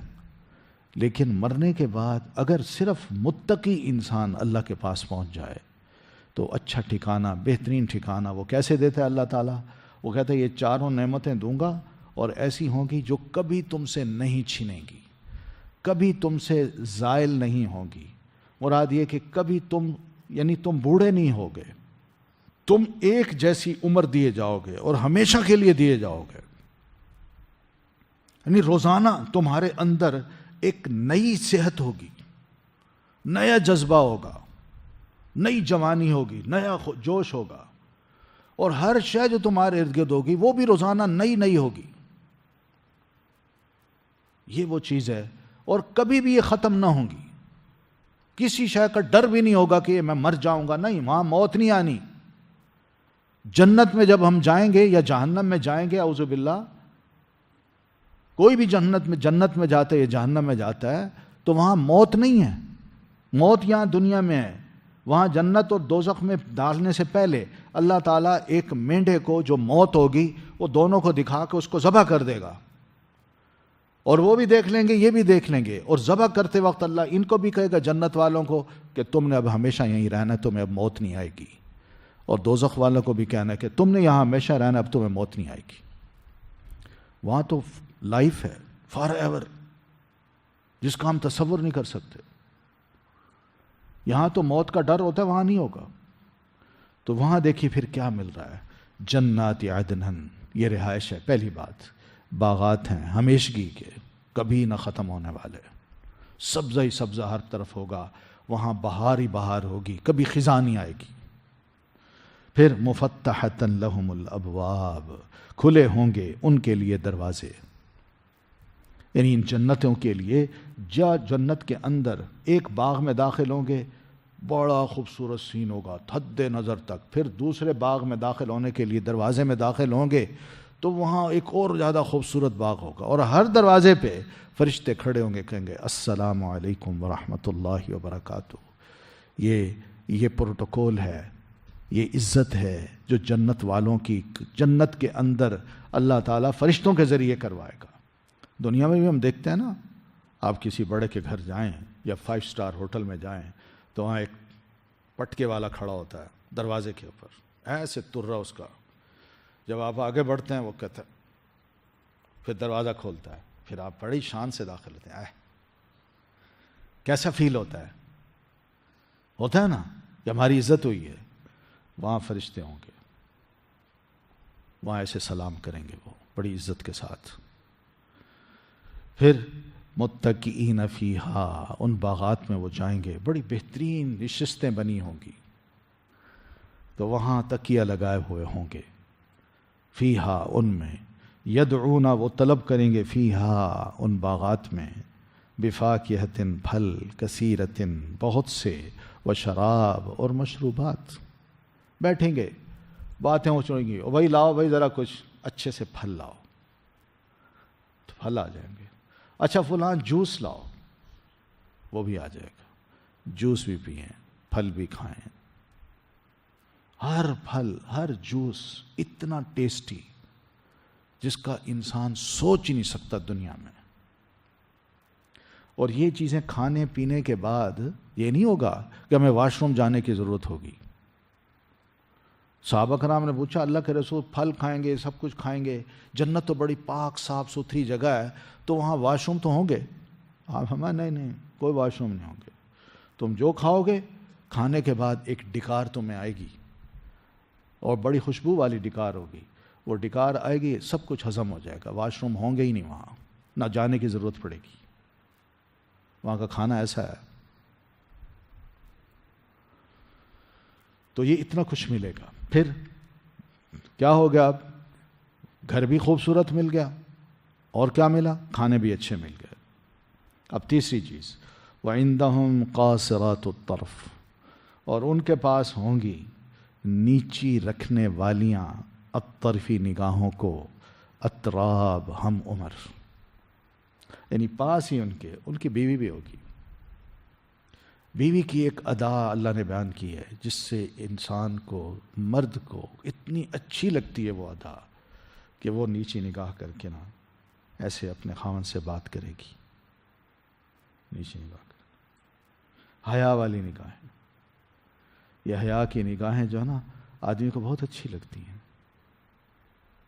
لیکن جو ایسے دیکھے، آج کل تو یہ سیکھ رہے ہیں نا، لڑکیاں بھی یہی سیکھ رہی ہیں نا، لڑکے بنتی ہیں، مرد بنتی ہیں، وہ کہتے ہیں ہم لڑکوں سے کم ہیں۔ یہ حیا نہیں ہے عورت کی، یہ جو کیا کہتے ہیں خوبی ہے وہ یہی ہے کہ اس کی نگاہیں جو ہی مرد سامنے آئے اس کی نگاہیں ہی جھک جائیں، بس جھک جائیں۔ آدمی دیکھتا ہے کیا اچھی میری بیوی ہے، یہ نگاہیں اس نے نیچی کی ہوئی ہیں، شرم سے، حیا سے، یہ کیا ہے، یہ کتنی اچھی لگ رہی ہے مجھے حیا میں۔ لیکن گھر میں داخل ہوتے ہی اگر بیوی جو ہے نا میاں کو یوں دیکھے، یہ کیا لائے ہو تم اپنے ساتھ، کیا کما کے لائے ہو آج، یہ کوئی عزت ہے؟ آج ہم یہی کچھ سیکھ رہے ہیں۔ یہ نیک لڑکیوں کی یا نیک عورتوں کا یہ کام نہیں ہوتا، ان کے اندر حیا ہوتی ہے۔ دنیا میں ایسی باحیا عورتیں جو ہے نا ان کی صفت اللہ تعالیٰ نے قرآن مجید میں بیان کی ہے، مرد کے سامنے اپنی آنکھوں کو نیچا کر لیتی ہیں، شرم سے، حیا سے، اس لیے کہ آدمی ہے، شوہر ہے، یہ جو کہہ رہا ہے مجھے اس کا کہنا ماننا ہے۔ یہ عورت کی صفت اللہ نے مسلمان عورت کی دنیا میں بتائی ہے۔ تو جنت میں تو پھر قاصرات الطرف ہے نا، کہ نگاہیں نیچی ہوں گی اور اس نیچی نگاہ سے وہ اپنے خاوند کو بس یوں ہلکا پھلکا دیکھیں گی، بس پوری نگاہ اٹھا کے نظر بھر کے اپنے خاوند کو نہیں دیکھ سکیں گی۔ حیا کا تقاضا ہے اور کچھ نہیں۔ پھر اطراب، وہ ہم عمر ہوں گی۔ ہم عمر سے مطلب کیا ہے؟ جنتی جو لوگ ہیں نا ان کی عمر اللہ تعالیٰ نے بتائی ہے کہ 37 ایئرز کا جو نوجوان ہوتا ہے نا، جس میں جسم بھی بڑا طاقتور ہوتا ہے اور پھر انسان کے اندر ہمت بھی ہوتی ہے، دماغ بھی صحیح کام کر رہا ہوتا ہے، الرٹ ہوتا ہے، پک جاتا ہے اس موقع پر، پوری سمجھ ہوتی ہے انسان کو، تو اس سمجھ والے عمر جو ہے نا اللہ تعالیٰ جنتی لوگوں کو دے گا۔ بوڑھے بھی اس عمر میں آ جائیں گے، اور جنت کا نوجوان جو اگر 22-24 سال کا تھا تو اس کو بھی اللہ تعالیٰ نے یہ عمر دے دینی ہے۔ یہ ہوگا، اور ادھر جو بیویاں ہوں گی وہ بھی ان کی ہم عمر ہوں گی۔ ہم عمر کا مطلب یہ ہے کہ بالکل ویسے ہی، لیکن بڑا احترام، بڑی محبت، آپس میں کمپیٹیبلٹی، مائنڈ مل رہا ہے اور ایج ہے، کوئی کسی کو بڑا چھوٹا نہیں سمجھ رہا، اور سبھی آپس میں دونوں ہم خیال ہو کے، جیسے دوست ہوتے ہیں نا ایک ہی عمر کے، وہ جس طرح اٹھتے بیٹھتے ہیں، ان کے ہاں ایسی زبردست دوستی ہوگی۔ کوئی یہ نہیں سمجھے گا کہ میں چھوٹا ہوں اس لیے یہ بڑا مجھ سے ایسا سلوک کر رہا ہے، نہیں، دل سے وہ ایک دوسرے کو چاہتے ہوں گے، دل سے ایک دوسرے کو سمجھتے ہوں گے، خیالات ایک جیسے، جذبے ایک جیسے، اظہار ایک جیسا، سمجھ ایک جیسی، بڑی زبردست اس میں آپس میں کمپیٹیبلٹی ہوگی، اور اس طرح وہ اپنی لائف گزاریں گے۔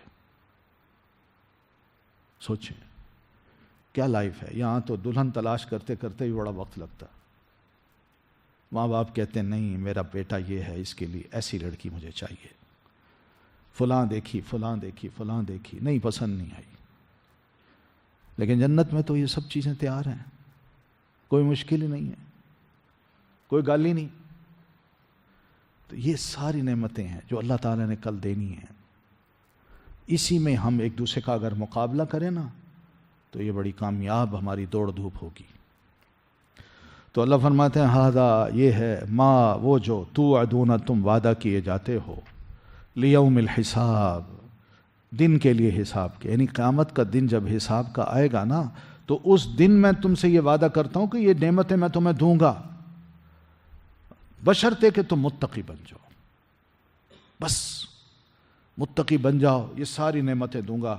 کل قیامت کو ہر بندہ گھبرا رہا ہوگا مگر متقی نہیں گھبرائے گا، کیونکہ متقی ایسا کام کر کے جب کل قیامت کو میرے پاس آئے گا تو سب بندے اپنے حساب کتاب کا خوف رکھتے ہوں گے، مگر اس متقی کو میں بالکل بے خوف کر دوں گا اور وہ جس جنت میں جائے گا۔ کیا خیال ہے، ایسی لائف ہمیں چاہیے کہ نہیں چاہیے؟ ایسی کامیابی چاہیے کہ نہیں چاہیے؟ تو اس پہ ہمیں کوشش کرنی ہے۔ دنیا بہت کچھ کرتی ہے، ضروری نہیں کہ ہم ان کی کاپی کریں، ہم وہ کریں جس سے اللہ خوش ہو جائے۔ ہم پیارے رسول صلی اللہ علیہ وسلم کی کاپی کریں۔ آج ان کا نام دیکھیں جتنا روشن ہے، کسی اور کا نام ہے اتنا روشن؟ آج ان کی جتنی عزت ہے کسی اور کی عزت ہے؟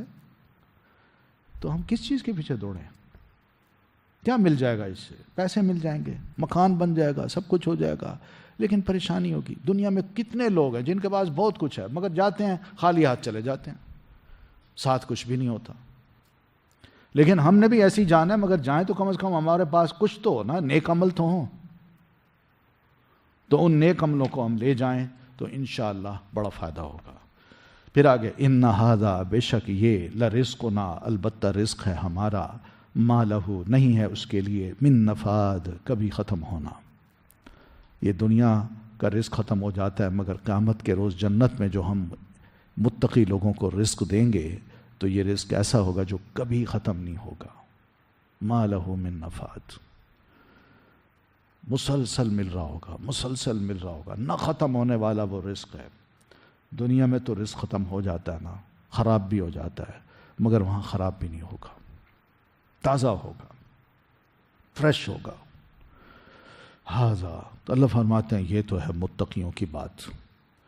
اب جہاں ایک اچھی پکچر دکھائی ہے، جیسے دنیا میں اچھے لوگ بھی ہوتے ہیں، برے بھی ہوتے ہیں، کریمنل بھی ہوتے ہیں، تو جو اچھے ہیں ان کو اچھی باتیں سنائی جاتی ہیں، لیکن جو برے ہیں ان کو وارن کیا جاتا ہے۔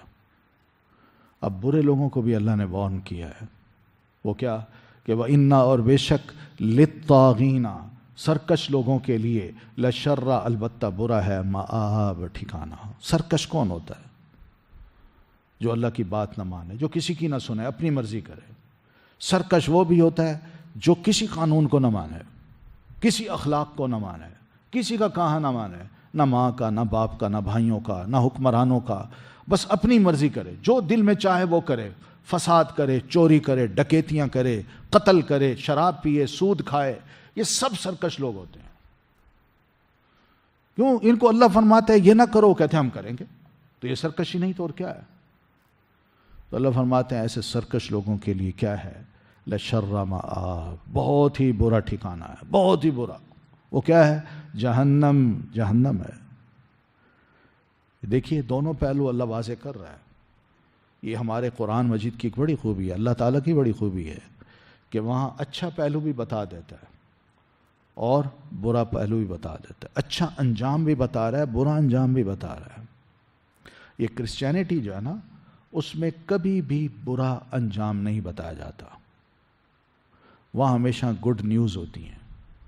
آپ گناہ کریں، شراب پئیں، زنا کریں، وہ آپ کو گڈ نیوز ہی دے گا، گڈ نیوز۔ بندہ کہتا ہے ٹھیک ہے، مگر یہ بات اس طرح اچھی انسان کی تربیت نہیں ہوتی۔ گڈ نیوز کو سنتا جائے، اس کے نزدیک تو پھر گناہ کوئی گناہ ہی نہیں، کوئی جرم ہی نہیں۔ چوری، ڈکیتی، کسی کو قتل کرنا، کسی کو مارنا، کسی کو تنگ کرنا، کسی کے ساتھ جھوٹ بولنا، ان کے نزدیک یہ کوئی گناہ ہی نہیں ہوتا۔ پھر وہ کہتے ہیں گڈ نیوز مل رہی ہے نا، لیکن نہیں، ہمارا دین کہتا ہے نا، اچھے کام کرو گے تو یہ ہے، اچھا ریوارڈ ہے، اور برے کرو گے تو یہ ہے۔ بندہ پھر الرٹ ہو جاتا ہے، پھر وہ گناہ کو غلطی سمجھتا ہے اور اچھائی کو اچھائی سمجھتا ہے۔ تو اس لیے قرآن مجید میں اللہ تعالیٰ نے بھی ایسا ہی کیا ہے کہ اچھی باتیں بھی کر دی ہیں اچھے لوگوں کے لیے، اور جو برے لوگ ہیں ان کا برا انجام بھی ان کو بتا دیا۔ تو اس میں یہ فرمایا جہنم، وہ برا ٹھکانہ جہنم ہے، یصلونہا، جس میں وہ جلیں گے، وبئس المہاد، تو بہت برا ہے وہ ٹھکانہ۔ یعنی جہنم کے اندر، آگ کے اندر کسی انسان کو ڈال دیا جائے اور چاروں طرف اوپر نیچے دائیں بائیں آگے پیچھے آگ ہی آگ ہو، یہ اچھی جگہ ہے؟ آج تو دنیا کی چھوٹی سی آگ ہمارے جسم کو لگ جائے یہ دیا سلائی آپ جلاتے ہیں تو تھوڑی سی آگ انگلی کو لگ جائے کیسے تڑپتے ہیں ہم. گرم چائے الٹ جائے جھولی میں آ کے گر جائے تو کیسے جسم جو ہے نا جل جاتا ہے. پتیلی جو گرم گرم ہے اس کو یوں ہاتھ لگ جائے کس طرح ہم تڑپتے ہیں. ہوتا ہے نا. یہ تھوڑی سی آگ ہے دنیا کی جس سے ہمیں اتنی تکلیف ہوتی ہے. اور خدا نہ خواستہ یہی انسان دوزخ میں چلا جائے اور چاروں طرف اوپر نیچے ہر طرف آگ ہی آگ ہو تو یہ اچھا ٹھکانہ ہے؟ بہت ہی برا ٹھکانہ ہے. جس کو اللہ فرماتے ہیں لشر مآب، بہت ہی برا ٹھکانہ ہے. ہادا، یہ تو ہے ان کا جلنا. فلیذوقوہ، پس چاہیے کہ وہ چکھیں اسے. حمیم، کھولتا ہوا پانی. وغساق، اور پیپ.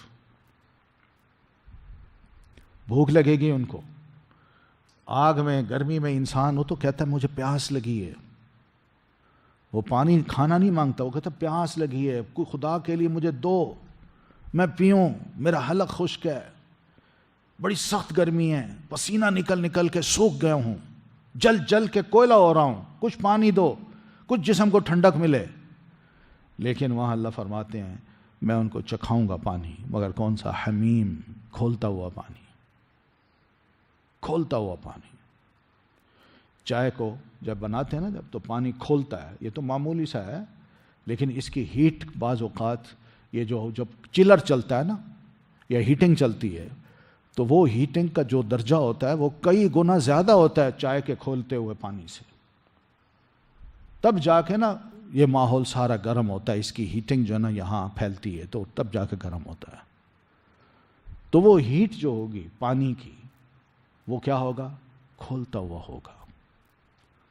یہ کھولتے ہوئے پانی کا اتنا شدید اثر ہوگا انسان پہ کہ وہ اس کو کسی طرح ایک تو لے گا ہاتھ میں، پھر لے کے نا اس کو منہ کے قریب لائے گا کہ میں پیوں.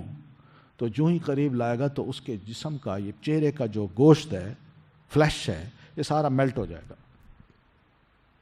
اتنی اس کی ہیٹ ہوگی. پھر اس کے بعد وہ پانی پیے گا. اب بتائیں سارا گوشت میلٹ ہو جائے تو باقی کیا بچتا ہے؟ ہڈیاں ہی ہے نا. پھر جب وہ پیے گا تو جو جس کی صرف ہیٹ سے گوشت وہ اگر میلٹ ہو رہا ہے تو اندر جب جائے گا تو آنتوں میں کوئی سکون آئے گا؟ جہاں جہاں وہ پانی جائے گا سب کو توڑتا کاٹتا پگھلاتا چلا جائے گا. وہ اتنی اذیت ہوگی وہ. اور پھر کچھ اور مانگیں گے کہ یہ تو بڑا گرم پانی پیا ہے، کچھ اور دو. تو پھر غساق، پیپ دی جائے گی. پیپ، پیپ جانتے ہیں؟ یہ پھوڑا جو نکلتا ہے نا ہمیں، اور پھوڑے کو جب پک جاتے ہیں تو اس کو دباتے ہیں تو اس کے اندر سے جو گندا مواد نکلتا ہے بدبودار، اس کو کہتے ہیں پیپ. یہ دنیا کی پیپ ہے جس کو ہم دیکھ نہیں سکتے، جس میں بڑی بدبو ہوتی ہے، کراہت آتی ہے، قریب نہیں جاتے اس کے. اور جو جہنم کی پیپ ہے وہ اس سے کئی گنا زیادہ بری ہوگی اور بہت بہت ہی بدبودار ہوگی. تو یہ خوراک ہوگی جہنمیوں کی. تھوڑی سی عمر ہے دنیا کی، تھوڑی سی عمر میں اچھے کام کرتے ہیں تو جنت میں جاتے ہیں، تھوڑی سی عمر میں اگر برے کام کرتے ہیں تو یہ سزائیں بھی ہیں. وآخروا، اور کچھ دوسرے، من شکل ہی، اس کی شکل کے، ازواج، کئی قسموں کے. یعنی اسی عذاب کی شکل میں کئی دوسرے عذاب ہوں گے، کئی قسموں کے ہوں گے. یعنی ادھر سے جھٹکا کھائے گا، ادھر سے مار کھائے گا، جہاں جا کے پڑے گا وہاں اور عذاب ہوگا. وہاں سے ابھی سنبھلے گا نہیں تو پیچھے سے اور، آگے سے اور، اوپر سے اور، نیچے سے اور، کئی قسم کے وہاں عذاب ہوں گے. وآخر من شکلہ ازواج، کوئی ایک سزا ہے وہاں؟ سزاؤں پہ سزائیں، سزاؤں پہ سزائیں. ھذا فوج، یہ ایک فوج ہے، مقتحم، گھسنے والا ہے، معکم، ساتھ تمہارے، لا مرحبا بہم، نہیں کوئی خوش آمدید انہیں، انہم، بے شک وہ، صالو، جلنے والے ہیں، النار، آگ میں. آگ میں جل رہے ہوں گے کہ اتنے میں ایک اور فوج انسانوں کی لا کے دوزخ میں ڈال دی جائے گی. تو بھئی یہ بھی تمہارے ساتھی ہیں، یہ ایک فوج ہے جو تمہارے ساتھ اسی جہنم میں گھسنے والی ہے. تو ان کو گھستا دیکھ کے ان کو کہیں گے کوئی ہم تمہیں ویلکم نہیں کہتے، لا مرحبا بکم، یعنی اب دوست ہوں گے ان کے، پہچانتے ہوں گے ان کو، دنیا میں ویلکم کہتے تھے ان کو، کیوں؟ سب گناہ میں ساتھی تھے ایک دوسرے کے۔ اب جب ایک دوزخ میں جائے گا، دوسری پیچھے سے اس کے فالوور آ رہے ہوں گے، تو جو ہی ان کو دیکھیں گے تو ان کو کہیں گے ہم کوئی آپ کو ویلکم نہیں کہتے، دنیا میں تو ہم کہتے تھے مگر یہاں نہیں کہتے۔ انہم صال النار، یہ بھی آگ میں جلنے والے ہوں گے۔ تو قالو، تو آنے والے جو یہ سنتے ہیں ہم تمہیں کوئی ویلکم نہیں کہتے، تو وہ کہیں گے بل انتم، بلکہ تم جو ہم سے پہلے دوزخ میں آئے ہو، تم ایسے ہو کہ لا مرحبا بکم، ہم تمہیں کوئی مرحبا نہیں کہتے۔ دنیا میں تم ہمیں ویلکم کہتے تھے، ہمیں پتہ ہے کس لیے کہتے تھے، گناہ کروانے کے لیے، ہم سے الٹے کام کرواتے تھے، ہمیں تم نے مجرم بنایا، تم نے ہم سے غلط کام کروائے، تم ہمارے لیڈر تھے، تمہارے رہنما تھے، تم نے ہماری غرض اور غایت یا حرص ہمارے اندر ایسی پیدا کر دی کہ ہم کوئی اچھے کام نہ کر سکیں، ہم سے غلط کام تم نے کروائے، فون پہ دھمکیاں دلوائیں، قتل کروائے، یہ کر وہ کر، جھوٹے مقدمے بنا، جھوٹے الزام لگا، شرارتیں کر، یہ سب کام ہم سے کروائے ہیں تم نے۔ تم ہمیں کہتے ہو کہ ہم تمہیں کوئی ویلکم نہیں کہتے، ہم تمہیں کہتے ہیں کہ لا مرحبا بکم، ہم تمہیں کوئی ویلکم نہیں کہتے۔ انتم قدمتموہ لنا، تم ہی وہ لوگ ہو، آگے لائے ہو تم اسے ہمارے لیے، یعنی آج اس عذاب میں جو ہم آ رہے ہیں اس کا سبب تم ہی ہو، تم نے ہمیں غلط کام کروایا تو آج ہم بھی تمہارے پیچھے آ گئے ہیں۔ کاش تم ہمارے لیڈر نہ ہوتے، تم ہمارے رہنما نہ ہوتے، تم ہمیں اچھی باتیں کرتے، تم نے ہم سے سارے برے کام کروائے گناہ گارانہ، آج تم یہاں آئے ہو تو ہم بھی تمہارے ساتھ آج داخل کیے جا رہے ہیں۔ فبئس القرار، تو بہت کتنی بری ہے جائے قرار۔ دوستیاں جو دنیا میں تھیں، لیڈر تھے، رہنما تھے، جن کے لیے دنیا کے لوگ کہا کرتے تھے یہ ہمارا رہنما ہے، اس کی ایک ایک ادا پہ ہم جان قربان کرنے کو تیار ہیں، یہ جو بولے گا ہم وہ کر کے چھوڑیں گے، اس کا پسینہ گرے گا ہمارا خون وہاں گرے گا۔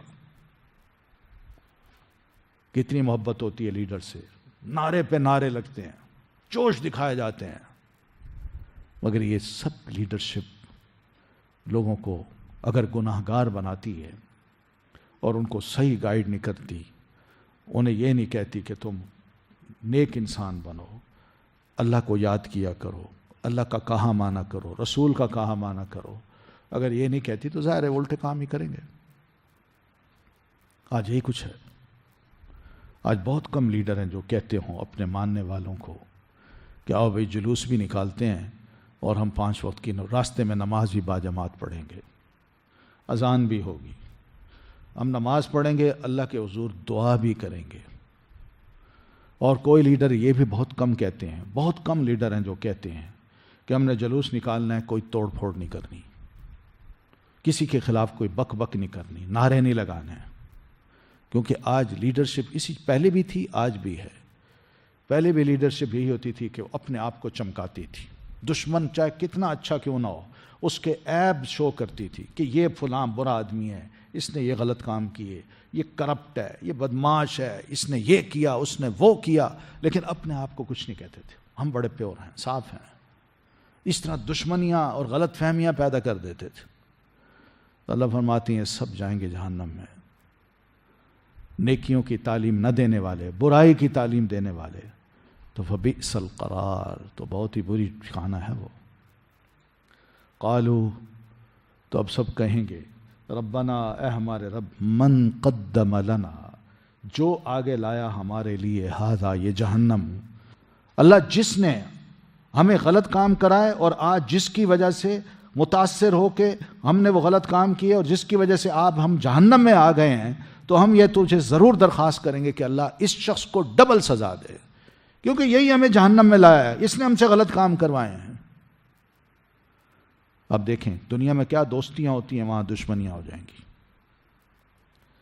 وقالو، اور پھر وہ کہیں گے مالنا، کیا ہے ہمارے لیے، لا نرا، ہم نہیں دیکھ پا رہے، رجالن، کچھ لوگوں کو، وہ دنیا میں کچھ لوگ ایسے بھی ہوتے تھے جن کو ہم کہتے تھے یہ بڑے شر پسند ہیں،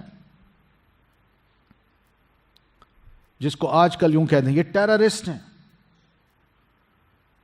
یہ برے لوگ ہیں، وہ ہمیں نظر نہیں آ رہے. ہم اپنے لوگوں کو تو دیکھ رہے ہیں، اپنے آپ کو اور اپنے فالوورز کو، وہ جہنم میں ہیں، مگر جن کو ہم دنیا میں کہتے تھے یہ بڑے برے لوگ ہیں، ٹیررسٹ ہیں، دہشت گرد ہیں، وہ نظر نہیں آ رہے. وہ کہاں ہیں؟ اتخذناہم سخریا، کیا بنا لیا ہم نے ان کو مذاق؟ ام زاغت عنہم، یا کج ہو گئیں، ٹیڑھی ہو گئیں ان سے الابصار، نگاہیں. کیا وجہ ہے کہ ہم نے ان کو دنیا میں مذاق بنایا تھا، ان کا بڑا مذاق اڑاتے تھے، ان کو کچھ نہیں سمجھتے تھے، پھپتیاں کستے تھے، ان کے لطیفے سناتے تھے ایک دوسرے کو، انہی کوئی ملزم بناتے تھے. ام زاغت عنہم الابصار، یا ان سے ہماری آنکھیں ٹیڑھی ہو گئی ہیں، یعنی ہمیں نظر نہیں آ رہے وہ ہیں کہاں. یہ حالت ہوگی. یعنی نیک لوگوں کا مذاق جب وہ دنیا میں اڑاتے تھے تو دوزخ میں پہنچ کے وہ کہیں گے وہ بندے نظر نہیں آ رہے، وہ کہاں ہیں، جبکہ وہ جنت میں ہوں گے. اور یہاں خود اور ان کے فالوور وہ سارے وہاں چل رہے ہوں گے. انصاف ہے، انصاف اللہ تعالیٰ نے کرنا ہے، کوئی زیادتی نہیں ہے. میں وہی کہہ رہا ہوں، ویلیو اللہ تعالیٰ کس چیز کو دیتا ہے؟ نیکی کو. اس میں وہ یہ نہیں دیکھتا کہ میرا قد کاٹ کتنا ہے، کتنا میں خوبصورت ہوں، میرا کلر کیسا ہے، میرے کپڑے کیسے پہنے ہوئے ہیں، نہ، یا میری ناک کیسی ہے، کان کیسا ہے، میری شکل کیسی ہے، وہ یہ نہیں دیکھتا. وہ صرف یہ دل کے اندر جو خوف ہے نا، تقوی، اللہ اس کو دیکھتا ہے بس.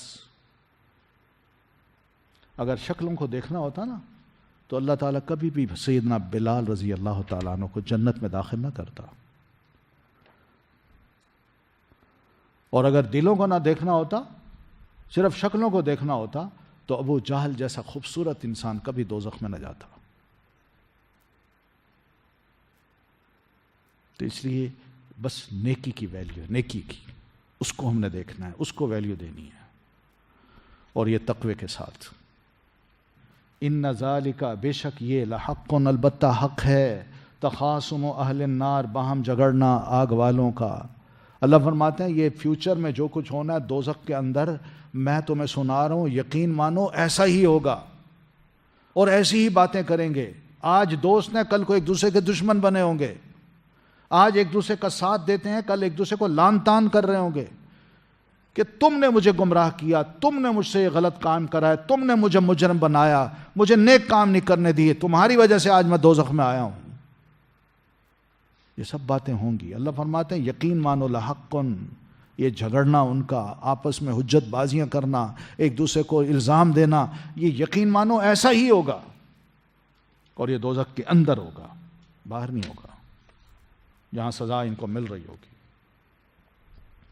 قل، کہہ دیجئے، انما، بے شک، انا، میں، منذرun، ڈرانے والا ہوں، وما من الہ، اور نہیں کوئی الہ برحق، الا اللہ، مگر اللہ، الواحد، جو ایک ہے، القہار، جو بہت زبردست ہے.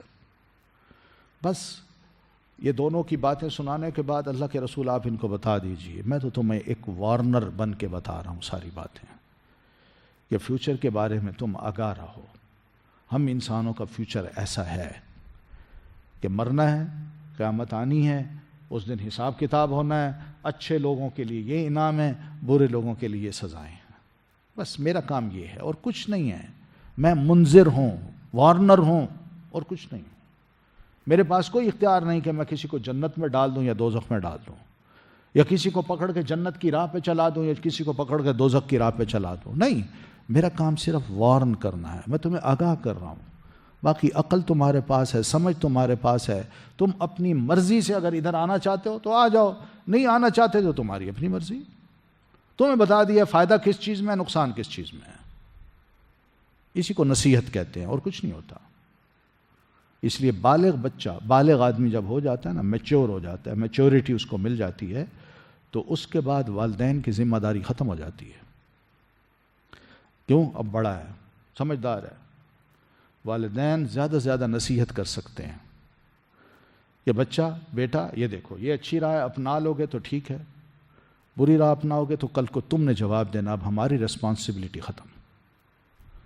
اس لیے بالغ جب بچہ ہو جاتا ہے تو اس کا جو فرشتے ہیں یہ کرامن کاتبین، وہ اس کی پھر ایک ایک نیکی بھی لکھتے ہیں، ایک ایک گناہ بھی لکھتے ہیں۔ پھر اس کا رجسٹر جو ہے نا، اس کی فائل کھل جاتی ہے، تو اس فائل میں اس کی نیکیاں گناہ سب درج ہوتے ہیں، کیونکہ اب میچور ہے، سمجھدار ہے۔ تو اس سمجھداری کی وجہ سے خود بندہ ریسپانسیبل بن جاتا ہے۔ تو اس لیے منذر کا کام یہی ہوتا ہے، والدین کی بھی یہی ہوتا ہے، وہ بچوں کو پھر مارتے نہیں ہیں، بڑے جب ہو جائیں تو مارتے نہیں ہیں۔ بچپن میں تو مارا جا سکتا ہے ہلکا پھلکا، بیٹا نماز کیوں نہیں پڑھی، لیکن جب بڑے ہو جاتے ہیں تو اب مارنا ٹھیک نہیں ہوتا، کیونکہ اب جوان ہے اور والدین بوڑھے ہو جاتے ہیں۔ کہیں ایسا نہ ہو کہ والد مارے تو بیٹا جو ہے نا جوان والد کو یوں مارے، وہ بیچارہ کلا بازیاں کھا کے والد کہاں جا کے رہے۔ تو اس لیے اس عمر میں صرف اور صرف نصیحت کی جاتی ہے بس، اور بندہ خود رسپانسیبل ہوتا ہے۔ تو میں بھی منذر ہوں، میں بھی رسپانسیبل بندہ ہوں، میں تمہیں وارن کر رہا ہوں، وما من الہ الا اللہ، بس سوچ لو ایک بات کہ اللہ کے علاوہ کوئی معبود برحق نہیں، اسی کی عبادت کرنی ہے، اسی کو بڑا سمجھنا ہے، اسی کا ڈر اپنے دل میں رکھنا ہے، اسی کا کہنا ماننا ہے، اور کسی کا نہ ماننا، کسی سے نہ ڈرنا۔ کوئی کچھ نہیں کر سکتا، اللہ تعالیٰ سب کچھ کرنے والا ہے، اسی کے پاس ہمارا انجام ہے، ریکارڈ ہمارا اسی کے پاس ہے، اور کوئی خدا نہیں جانتا، کوئی ہستی نہیں جانتی، اور وہ اکیلا ہے، الواحد، وہ اکیلا ہے، القہار، جو سب پر حاوی ہے، سب پر کنٹرول کر رہا ہے۔ بڑے سے بڑے دنیا کا بادشاہ جو ہے نا، وہ بھی کل اللہ کے سامنے زیرو ہوگا، اللہ اس پر بھی غلبہ پا لے گا۔ ہاں بھائی تم بادشاہ بنتے تھے، کر کیا آئے لاؤ، کیونکہ اکیلا آئے گا۔ دنیا میں تو بڑے بڑے فرعون بھی آئے ہیں، بڑے بڑے بہادر قسم کے بادشاہ بھی آئے ہیں، بہت دنیا پہ حکومت کرنے والے بھی آئے ہیں، ان کی بات سنی جاتی تھی، مگر کل قیامت کو وہ اکیلا ہوگا، اللہ اس پر غالب ہوگا۔ رب السماوات والارض، رب ہے آسمانوں کا اور زمین کا، وما بینہما، اور جو کچھ ان دونوں کے درمیان ہے، العزیز، جو بہت زبردست ہے۔ یہ ہے اللہ۔ دنیا میں بادشاہت صرف بندے کی ایک ملک پہ ہوتی ہے بس، مگر اللہ کی بادشاہت آسمانوں میں بھی اور زمین پہ بھی ہے، اور جو کچھ ان کے درمیان ہے، پورا یہ جو خلا ہے، سپیس ہے، اس پہ بھی اللہ کی بادشاہت چل رہی ہے۔ اور اس سپیس میں ہم جانتے ہیں کیا کچھ ہے، سورج ہے، چاند ہے، پورا ایک سسٹم ہے۔ وہ سارا سسٹم جو ہے نا، مثلا آپ نام لیں، گلیکسیز کا نام لیں، بلیک ہولز کا نام لیں، اور بہت کچھ ہے اسپیس میں، وہ سب کا اللہ رب ہے، ان پہ کنٹرول کر رہا ہے۔ یہ دنیا میں کیا ہے، ایک چھوٹی سی زمین، اس کا چھوٹا سا ٹکڑا، اس کا بادشاہ بن کے بندہ اپنے آپ کو بڑی شے سمجھتا ہے، کچھ بھی نہیں ہے یہ انسان۔ تو العزیز، اللہ بڑا زبردست ہے۔ زبردست کا مطلب یہ ہے کہ کوئی بھی اس کو شکست نہیں دے سکتا، وہ سب پر غالب ہے، سب اس کے کنٹرول میں ہے۔ اور الغفار، جو بہت بخشنے والا بھی ہے۔ بڑے سے بڑا فرعون آدمی بھی غلطیاں کر بیٹھے اور رب کے حضور آئے، روئے، اللہ مجھے معاف کر دے، تو اللہ ایسے بندے کو بھی معاف کر دیتا ہے، اس کو پرواہ نہیں ہوتی، کتنے بھی گناہ کرے انسان، اور وہ جب معاف کرتا ہے تو وہ پرواہ نہیں کرتا، وہ کہتا ہے ٹھیک ہے میں نے معاف کر دیا، جاؤ۔ قُلْ هُوَ نَبَأٌ عَظِيمٌ، کہہ دیجئے وہ ایک خبر ہے بہت بڑی، یعنی قیامت کی۔ انتم عنہ معرضون، تم اس سے اعراض کرنے والے ہو، تم اس کو اہمیت نہیں دے پا رہے، مگر حقیقت میں بہت اہم خبر ہے، ہونا ہے ایسا۔ ما کان لی من علم، نہیں ہے مجھے کوئی علم، بالملأ الاعلی، مقرب فرشتوں کا، اذ یختصمون، جب کہ وہ جھگڑتے ہیں۔ یعنی مجھے تو اتنا علم نہیں ہے کہ اوپر اللہ تعالیٰ کیا فیصلہ کرتا ہے، اور جب اس فیصلے کو امپلیمنٹ کرنے کے لیے اپنے فرشتوں کو بتاتا ہے، تو فرشتے جب آپس میں گفتگو کر رہے ہوتے ہیں، مجھے اس کا بھی علم نہیں ہوتا، باوجود اس کے کہ میں نبی ہوں۔ مجھے تو تب پتہ چلتا ہے جب فرشتہ اللہ کے حکم سے اس وحی کو لے کے اترتا ہے اور مجھے آ کے بتاتا ہے، تب مجھے پتہ چلتا ہے، اس کے علاوہ مجھے کچھ پتہ نہیں چلتا۔ یہ میں بات اس لیے کر رہا ہوں، ہمارے ہاں بہت سے سوت سیرز ہیں، پامسٹ ہیں، جادو بیٹھے ہیں، سنیاسی بابے ہیں، تعویذ گنڈوں والے ہیں، بڑے عجیب و غریب قسم کی پیری مریدی ہے، اور وہ بیٹھ کے ایسی ایسی باتیں کرتے ہیں ہم جناب اوپر جاتے ہیں، اوپر جا کے ساری خبر لے آتے ہیں، آپ کو بتا دیتے ہیں.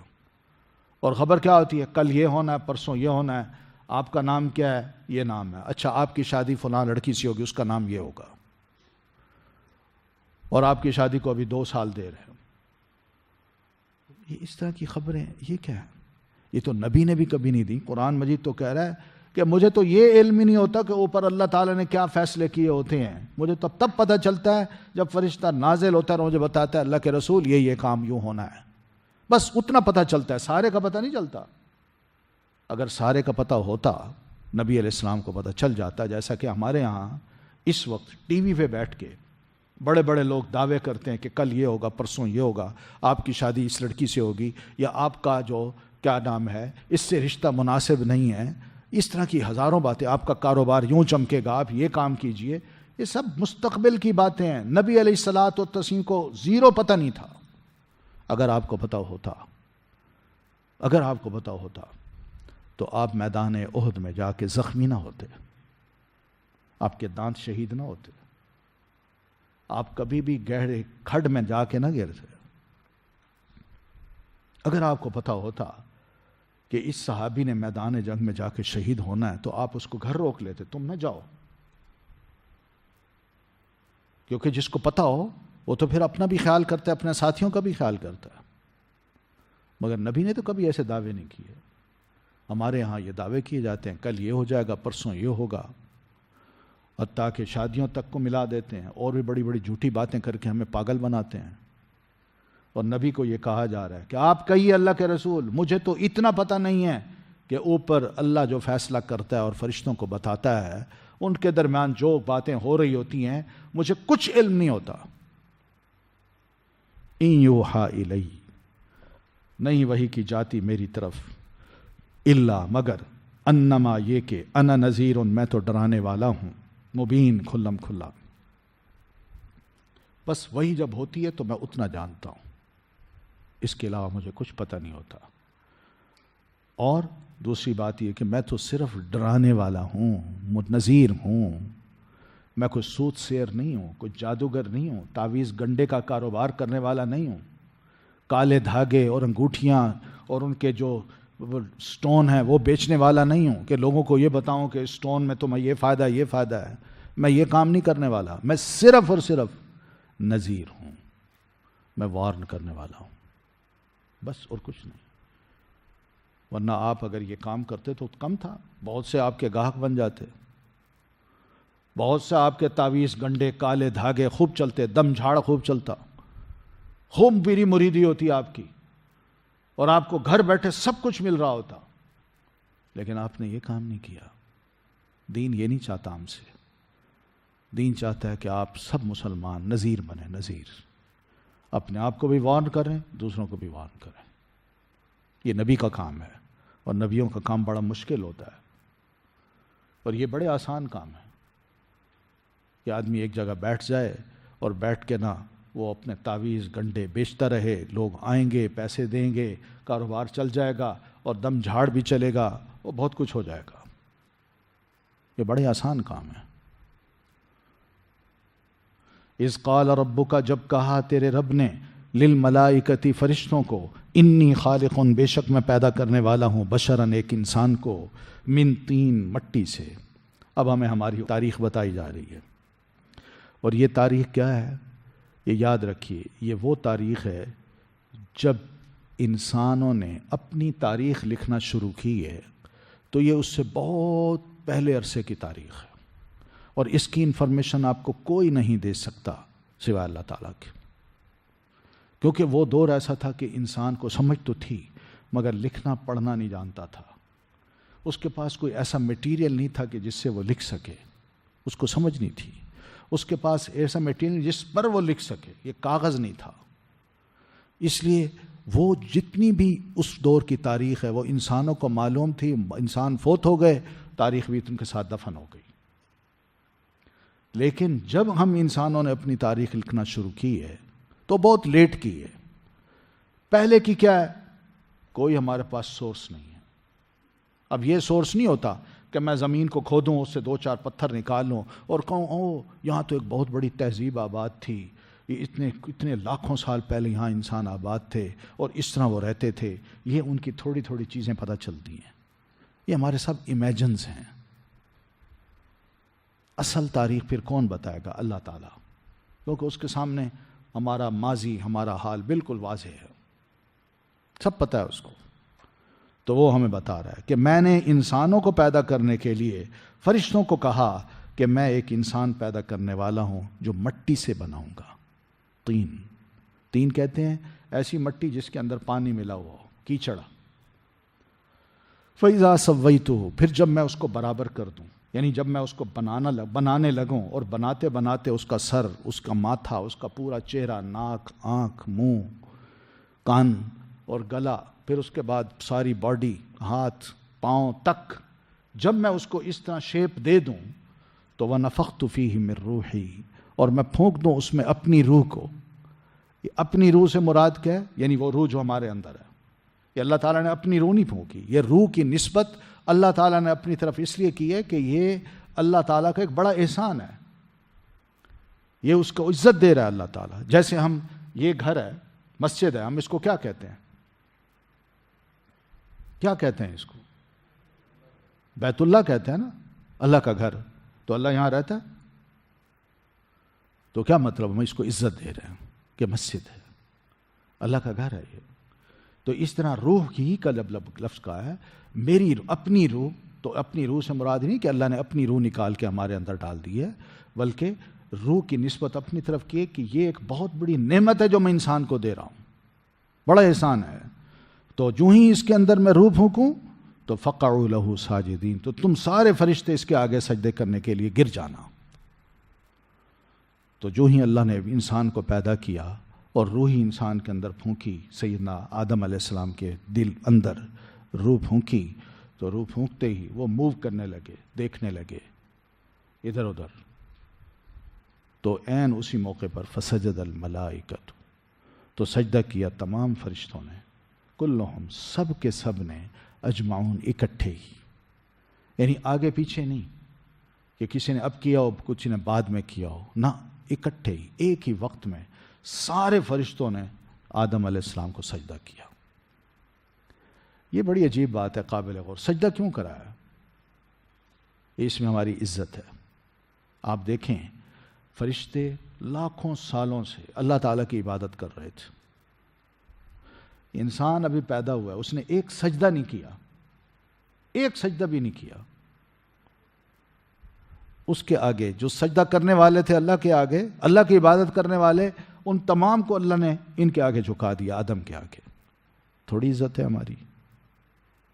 ابھی آدم علیہ السلام نے ایک سجدہ بھی نہیں کیا تھا اللہ تعالیٰ کو. جو عبادت کرنے والے ہیں ان کو آدم کے آگے جھکا دیا.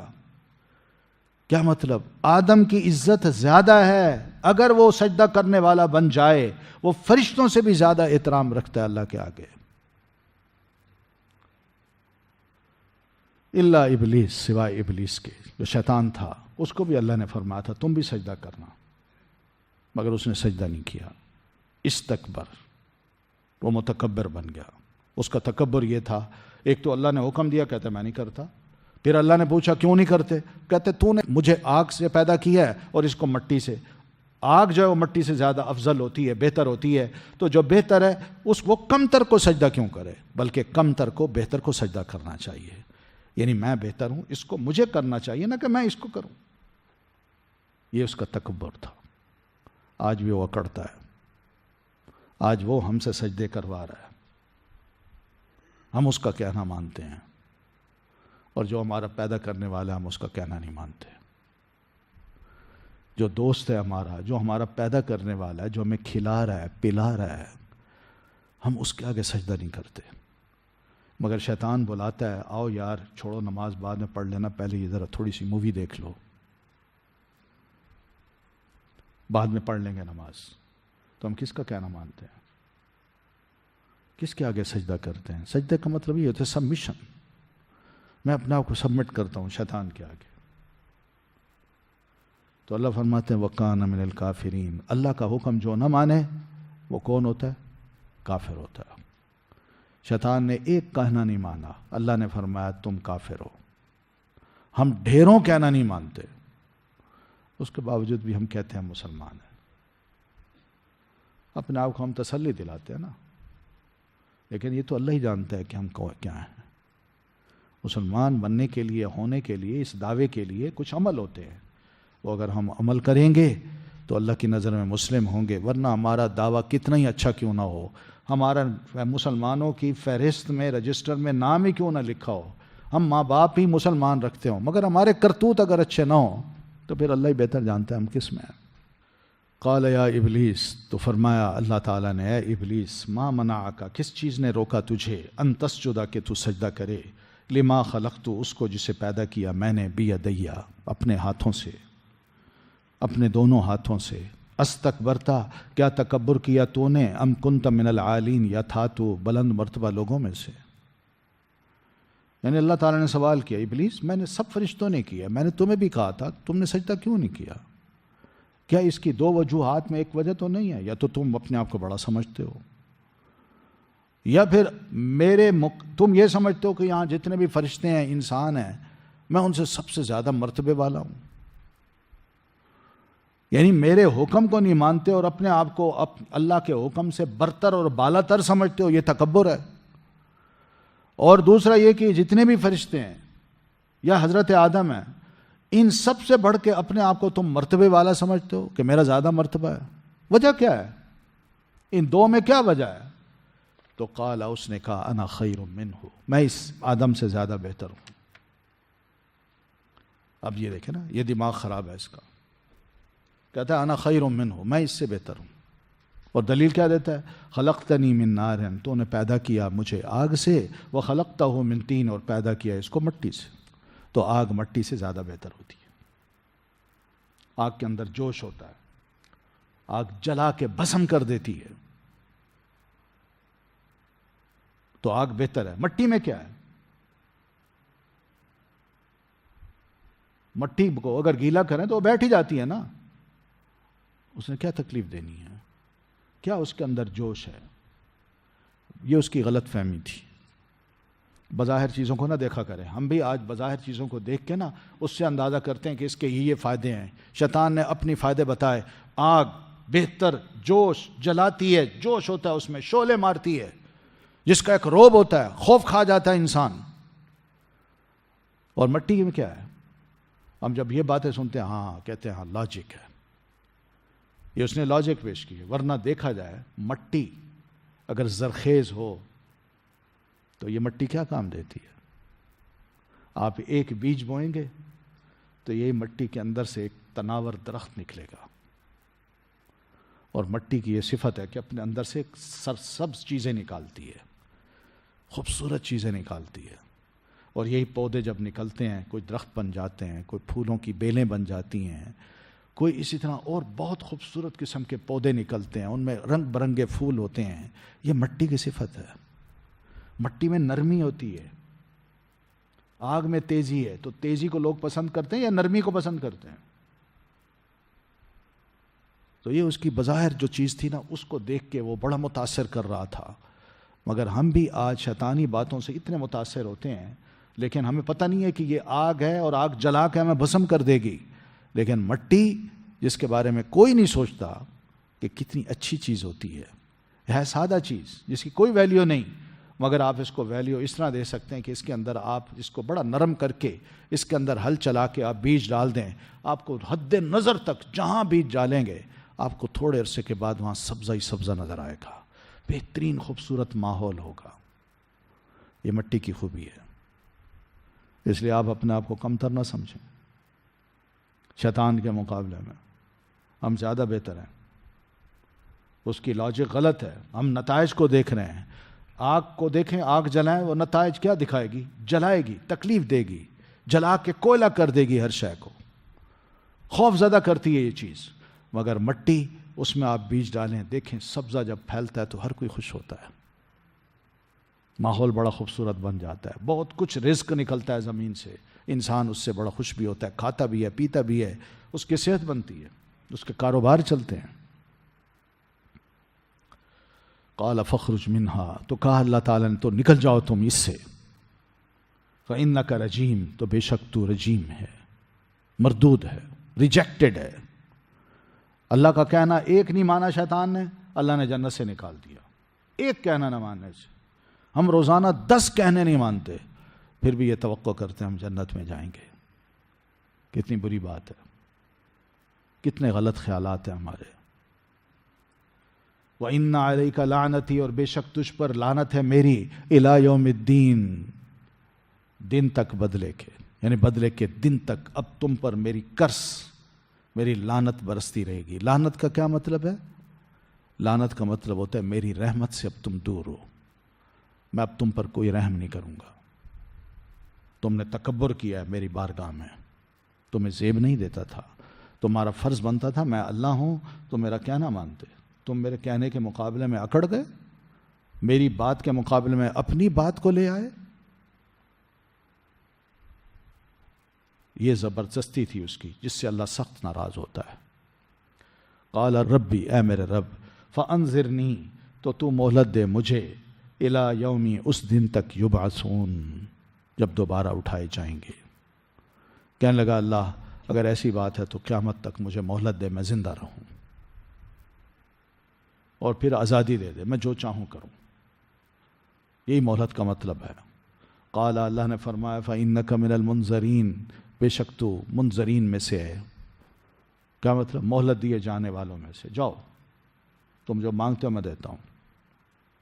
الی یوم الوقت المعلوم، اس دن کے وقت تک، اس دن تک جس کا وقت مجھے معلوم ہے، یعنی قیامت کا دن، اس دن تک میں تجھے مہلت دیتا ہوں، تم آزاد ہو، جو چاہو کرو، زندہ رہو گے، تمہیں موت نہیں آئے گی۔ اب لمبی عمر بھی کوئی اچھی چیز تو نہیں ہوتی، لمبی عمر اچھی چیز ہے؟ نہیں، یہ شیطانی خیالات ہوتے ہیں۔ شیطان چاہتا ہے مجھے لمبی عمر ملے، جبکہ مومن محسوس یہ کرتا ہے کہ میں 60 سال 70 سال تک ہوتے ہوئے کمزور ہو جاتا ہوں، اب مجھ سے عبادت نہیں ہوتی، اب مجھ سے ہمت نہیں ہے، جوش نہیں ہے، جذبہ نہیں ہے، اعضاء میرے کمزور ہو رہے ہیں، میں محتاج ہوتا جا رہا ہوں۔ تو اللہ سے دعا کرتے ہیں، اللہ جب بھی تو مناسب سمجھ مجھے اب اٹھا لے، اور اچھی حالت میں اٹھا، مجھے موت آئے تو اچھی حالت میں آئے، کوئی بری حالت میں نہ آئے۔ تو مومن کی تو یہ خواہش ہوتی ہے، مگر شیطان کی خواہش ہوتی ہے کہ میں 1000 سال جیوں۔ یہ شیطانی دعائیں ہیں، یہ مومن کی دعائیں نہیں ہیں۔ اب اللہ نے جب مہلت دے دی تو کہتے ہیں قالا، کہتا ہے فبعزتک، پس قسم ہے تیری عزت کی اللہ، لأغوینہم، البتہ میں ضرور گمراہ کروں گا ان انسانوں کو، اجمعین، سب کو، ایک ایک انسان کو میں گمراہ کروں گا۔ گمراہ کا مطلب ہے تیری راہ پہ نہیں آنے دوں گا، تیرا بندہ نہیں بناؤں گا، وہ میری عبادت کریں گے، تیری نہیں کریں گے، میرا کہنا مانیں گے، تیرا کہنا نہیں مانیں گے، میرے غلام بن جائیں گے، تیرے غلام نہیں بنیں گے۔ الا عبادک، سوائے تیرے چند بندوں کے، منہم، جو انہی میں سے ہوں گے، المخلصین، جو خالص کیے ہوئے ہیں۔ ہاں، چند بندے جن کو تو چن لے گا، ان پر میرا وار نہیں چلے گا، ان کو میں پھانسنے کی کوشش کروں گا مگر وہ نہیں پھنسیں گے۔ وہ تیری عبادت کی وجہ سے، تیری پہچان کی وجہ سے، وہ مجھے بھی پہچان جائیں گے کہ یہ شیطان ہے، اس لیے وہ تیرے بندے بن کے رہیں گے، تیرا کہنا مانیں گے، میرا کہنا نہیں مانیں گے، لیکن ہوں گے تھوڑے۔ قال، اللہ نے فرمایا، فالحق، پس حق ہے، والحق اقول، اور حق کوئی میں کہہ رہا ہوں۔ پہلا حق کا مطلب یہ کہ جو بات اب ہو گئی ہے ایسا ہی ہونی، ایسی ہی ہونی ہے۔ تم نے مہلت مانگی، میں نے دے دی۔ تم نے کہا میں تیرے بندوں کو اغوا کروں گا، تیرے بچے ہوئے بندے وہی ہوں گے مجھ سے، میرے حملوں سے، جو تیرے خالص بندے ہوں گے۔ اللہ فرماتا ہے واقعی ایسے ہوگا، فالحق، ایسا ہی ہوگا۔ اور سنو، والحق اقول، اور اب میں صحیح بات ایک اور بھی کر رہا ہوں، اور وہ بھی صحیح ہوئے، ایسا ہی ہوگا۔ وہ کیا ہے کہ لَأَمْلَأَنَّ جَهَنَّمَ، میں ضرور بھر دوں گا جہنم کو، من کا، تجھ شیطان سے، وَمِمَّن مَعَكَ، اور ان لوگوں سے جو تیرے، ممن تبعک، جو تیرے فالور ہوں گے، منہم، انہی انسانوں میں سے، اجمعین، سب کے سب۔ یہ بھی سن لو، یہ بات میں صحیح کہہ رہا ہوں، تجھ سے، تجھے بھی جہنم میں ڈالوں گا، اور جو تیرے فالور ہوں گے انسانوں میں سے، وہ بھی سب جہنم میں جائیں گے۔ یہ بھی میں بات سیریس ہو کے کہہ رہا ہوں۔ پہلے بھی سیریس بات تھی اور میں نے اس کو سیریسلی لیا، تجھے مہلت دے دی، تجھے چانس دے دیا، اور تو نے کہا میں انسانوں کو اغوا کروں گا، ان کو بہکاؤں گا، ٹھیک ہے تو کر۔ اب ایک بات اور بھی سن لے، تجھے اور تیرے فالوور کو میں نے دوزخ میں ڈالنا ہے، کوئی نہیں بچے گا۔ یہ فیصلہ ہے اللہ تعالیٰ کا، اور یہی بات ہمیں بھی ماننی ہے کہ واقعی اللہ تعالیٰ ایسے کرے گا۔ اب سوال صرف اتنا ہے جو ہمارے سامنے کھڑا ہوتا ہے، کوسچن مارک، وہ یہ ہے کہ ہم کس کے بندے بنتے ہیں، اللہ کے یا شیطان کے؟ اللہ کا کہنا مانتے ہیں یا شیطان کا کہنا مانتے ہیں؟ یہ فیصلہ ہمارا ہے، کیونکہ اس نے تو قسم کھا لی ہے نا کہ میں تیرے بندوں کو سب کو بہکاؤں گا، سب سے گناہ کرواؤں گا، سب کو اپنا بندہ بناؤں گا، ان سے شیطانی کام کرواؤں گا، ان سے تیرے کام نہیں کرواؤں گا۔ تو یہ اس کی کوشش ہے، اس کی محنت ہے، وہ دن رات لگا ہوا ہے، حقیقت ہے، دن رات لگا ہوا ہے وہ ہمارے پیچھے، ہمارا دشمن ہے، اور وہ اللہ جو ہمارا خیر خواہ ہے، وہ دن رات ہمیں یہ نصیحت کر رہا ہے کہ تم میری عبادت کرو، میرے بندے بنو، میرا دروازہ کھلا ہے، آؤ مجھ سے معافیاں مانگو، میں تمہیں معاف کر دوں گا، اچھے بندے بن جاؤ، میں تمہیں اچھی لائف دوں گا، اچھے بندے بن جاؤ، لائف آفٹر ڈیتھ یعنی مرنے کے بعد کی جو لائف ہے وہ بھی تمہاری اچھی بنا دوں گا، جہنم میں نہیں ڈالوں گا۔ تو یہ کلیئر کٹ بات ہے ہمارے دین کی، سب کے لیے ہے۔ تو نبی علیہ الصلاۃ والتسلیم نے یہ آیات سنی، پھر دوسروں کو سنائیں، اور اب فرمایا قل، اللہ کے رسول کہیے، ما اسألکم، نہیں میں مانگتا تم سے علیہ، اپنی اس دعوت پر، من اجر، کوئی بھی اجر، وما انا، اور نہیں ہوں میں، من المتکلفین، تکلف کرنے والوں میں سے۔ میں جو دعوت تمہیں دے رہا ہوں، جو باتیں کھری کھری سنا رہا ہوں، اس کے پیچھے کوئی مقصد نہیں ہے کہ جیسے ڈگڈگی بجانے والا، بندر کا ناچ دکھانے والا لوگوں کو جمع کر لیتا ہے اور بندر کا ناچ دکھا کے کہتا ہے جی تھوڑے سے پیسے دیجیے۔ میں یہ کام نہیں کرنے والا، میں تم سے کوئی اجر نہیں لینا چاہ رہا، میں تم سب کو اکٹھا کرتا ہوں، تمہاری محفلوں میں پہنچتا ہوں، تمہیں یہ ساری باتیں سناتا ہوں، صرف مقصد یہ ہے کہ تم سیدھے ہو جاؤ، اللہ کے بندے بن جاؤ۔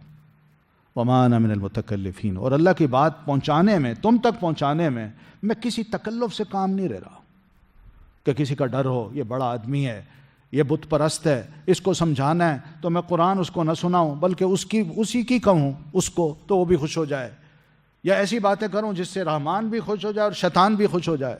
نہ، ایسا کام میں نہیں کر سکتا، میں کھری کھری بات کر رہا ہوں، جو قرآن ہے وہ میں تمہیں سنا رہا ہوں۔ ان ہوا الا ذکر، نہیں ہے یہ مگر ایک نصیحت، للعالمین، جہان والوں کے لیے۔ یہ قرآن ایک نصیحت کی کتاب ہے، یہ تعویذ گنڈوں کی کتاب نہیں ہے۔ کیا ہے یہ کتاب؟ نصیحت۔ اس کو نصیحت سمجھ کے ہم نے پڑھنا ہے۔ جب بھی قرآن کھولیں تو ضرور یہ سوچا کریں کہ قرآن کی یہ آیت کچھ میں پڑھنا چاہتا ہوں، جہاں سے بھی پڑھیں گے نا آپ کو کوئی نہ کوئی نصیحت مل جائے گی۔ اس کو آپ یوں سمجھیں جیسے ہم نماز پڑھتے ہیں نا اور کہتے ہیں، سورۃ فاتحہ پڑھتے ہیں اور کہتے ہیں اہدنا الصراط المستقیم، اللہ ہمیں سیدھا راستہ دکھا، اور کہتے ہیں صراط الذین انعمت علیہم، راستہ ان لوگوں کا جن پر تو نے انعام کیا، غیر المغضوب علیہم، نہ ان لوگوں کا جن پر غضب کیا گیا، ولا الضالین، اور نہ ان کا جو گمراہ ہیں۔ یہ ہم دعا کرتے ہیں نا، اب اس کے بعد امام کو یا ہمیں کہا گیا ہے کہ پھر سورۃ فاتحہ کے بعد کوئی نہ کوئی قرآن مجید کا حصہ ضرور پڑھ لیجئے۔ تو جہاں سے بھی ہم پڑھیں گے نا وہاں میں ضرور کوئی نہ کوئی نصیحت یہ مل جائے گی اور ہماری دعا بتا دی جائے گی، تم نے دعا کی تھی، جو بھی پڑھ رہے ہو دیکھو اس پہ غور کرو، یہ تمہیں سیدھی راہ پہ دکھائے گی اور یہ بھی بتا دے گی کہ گمراہ کون لوگ ہیں۔ یہ جواب ہوتا ہے۔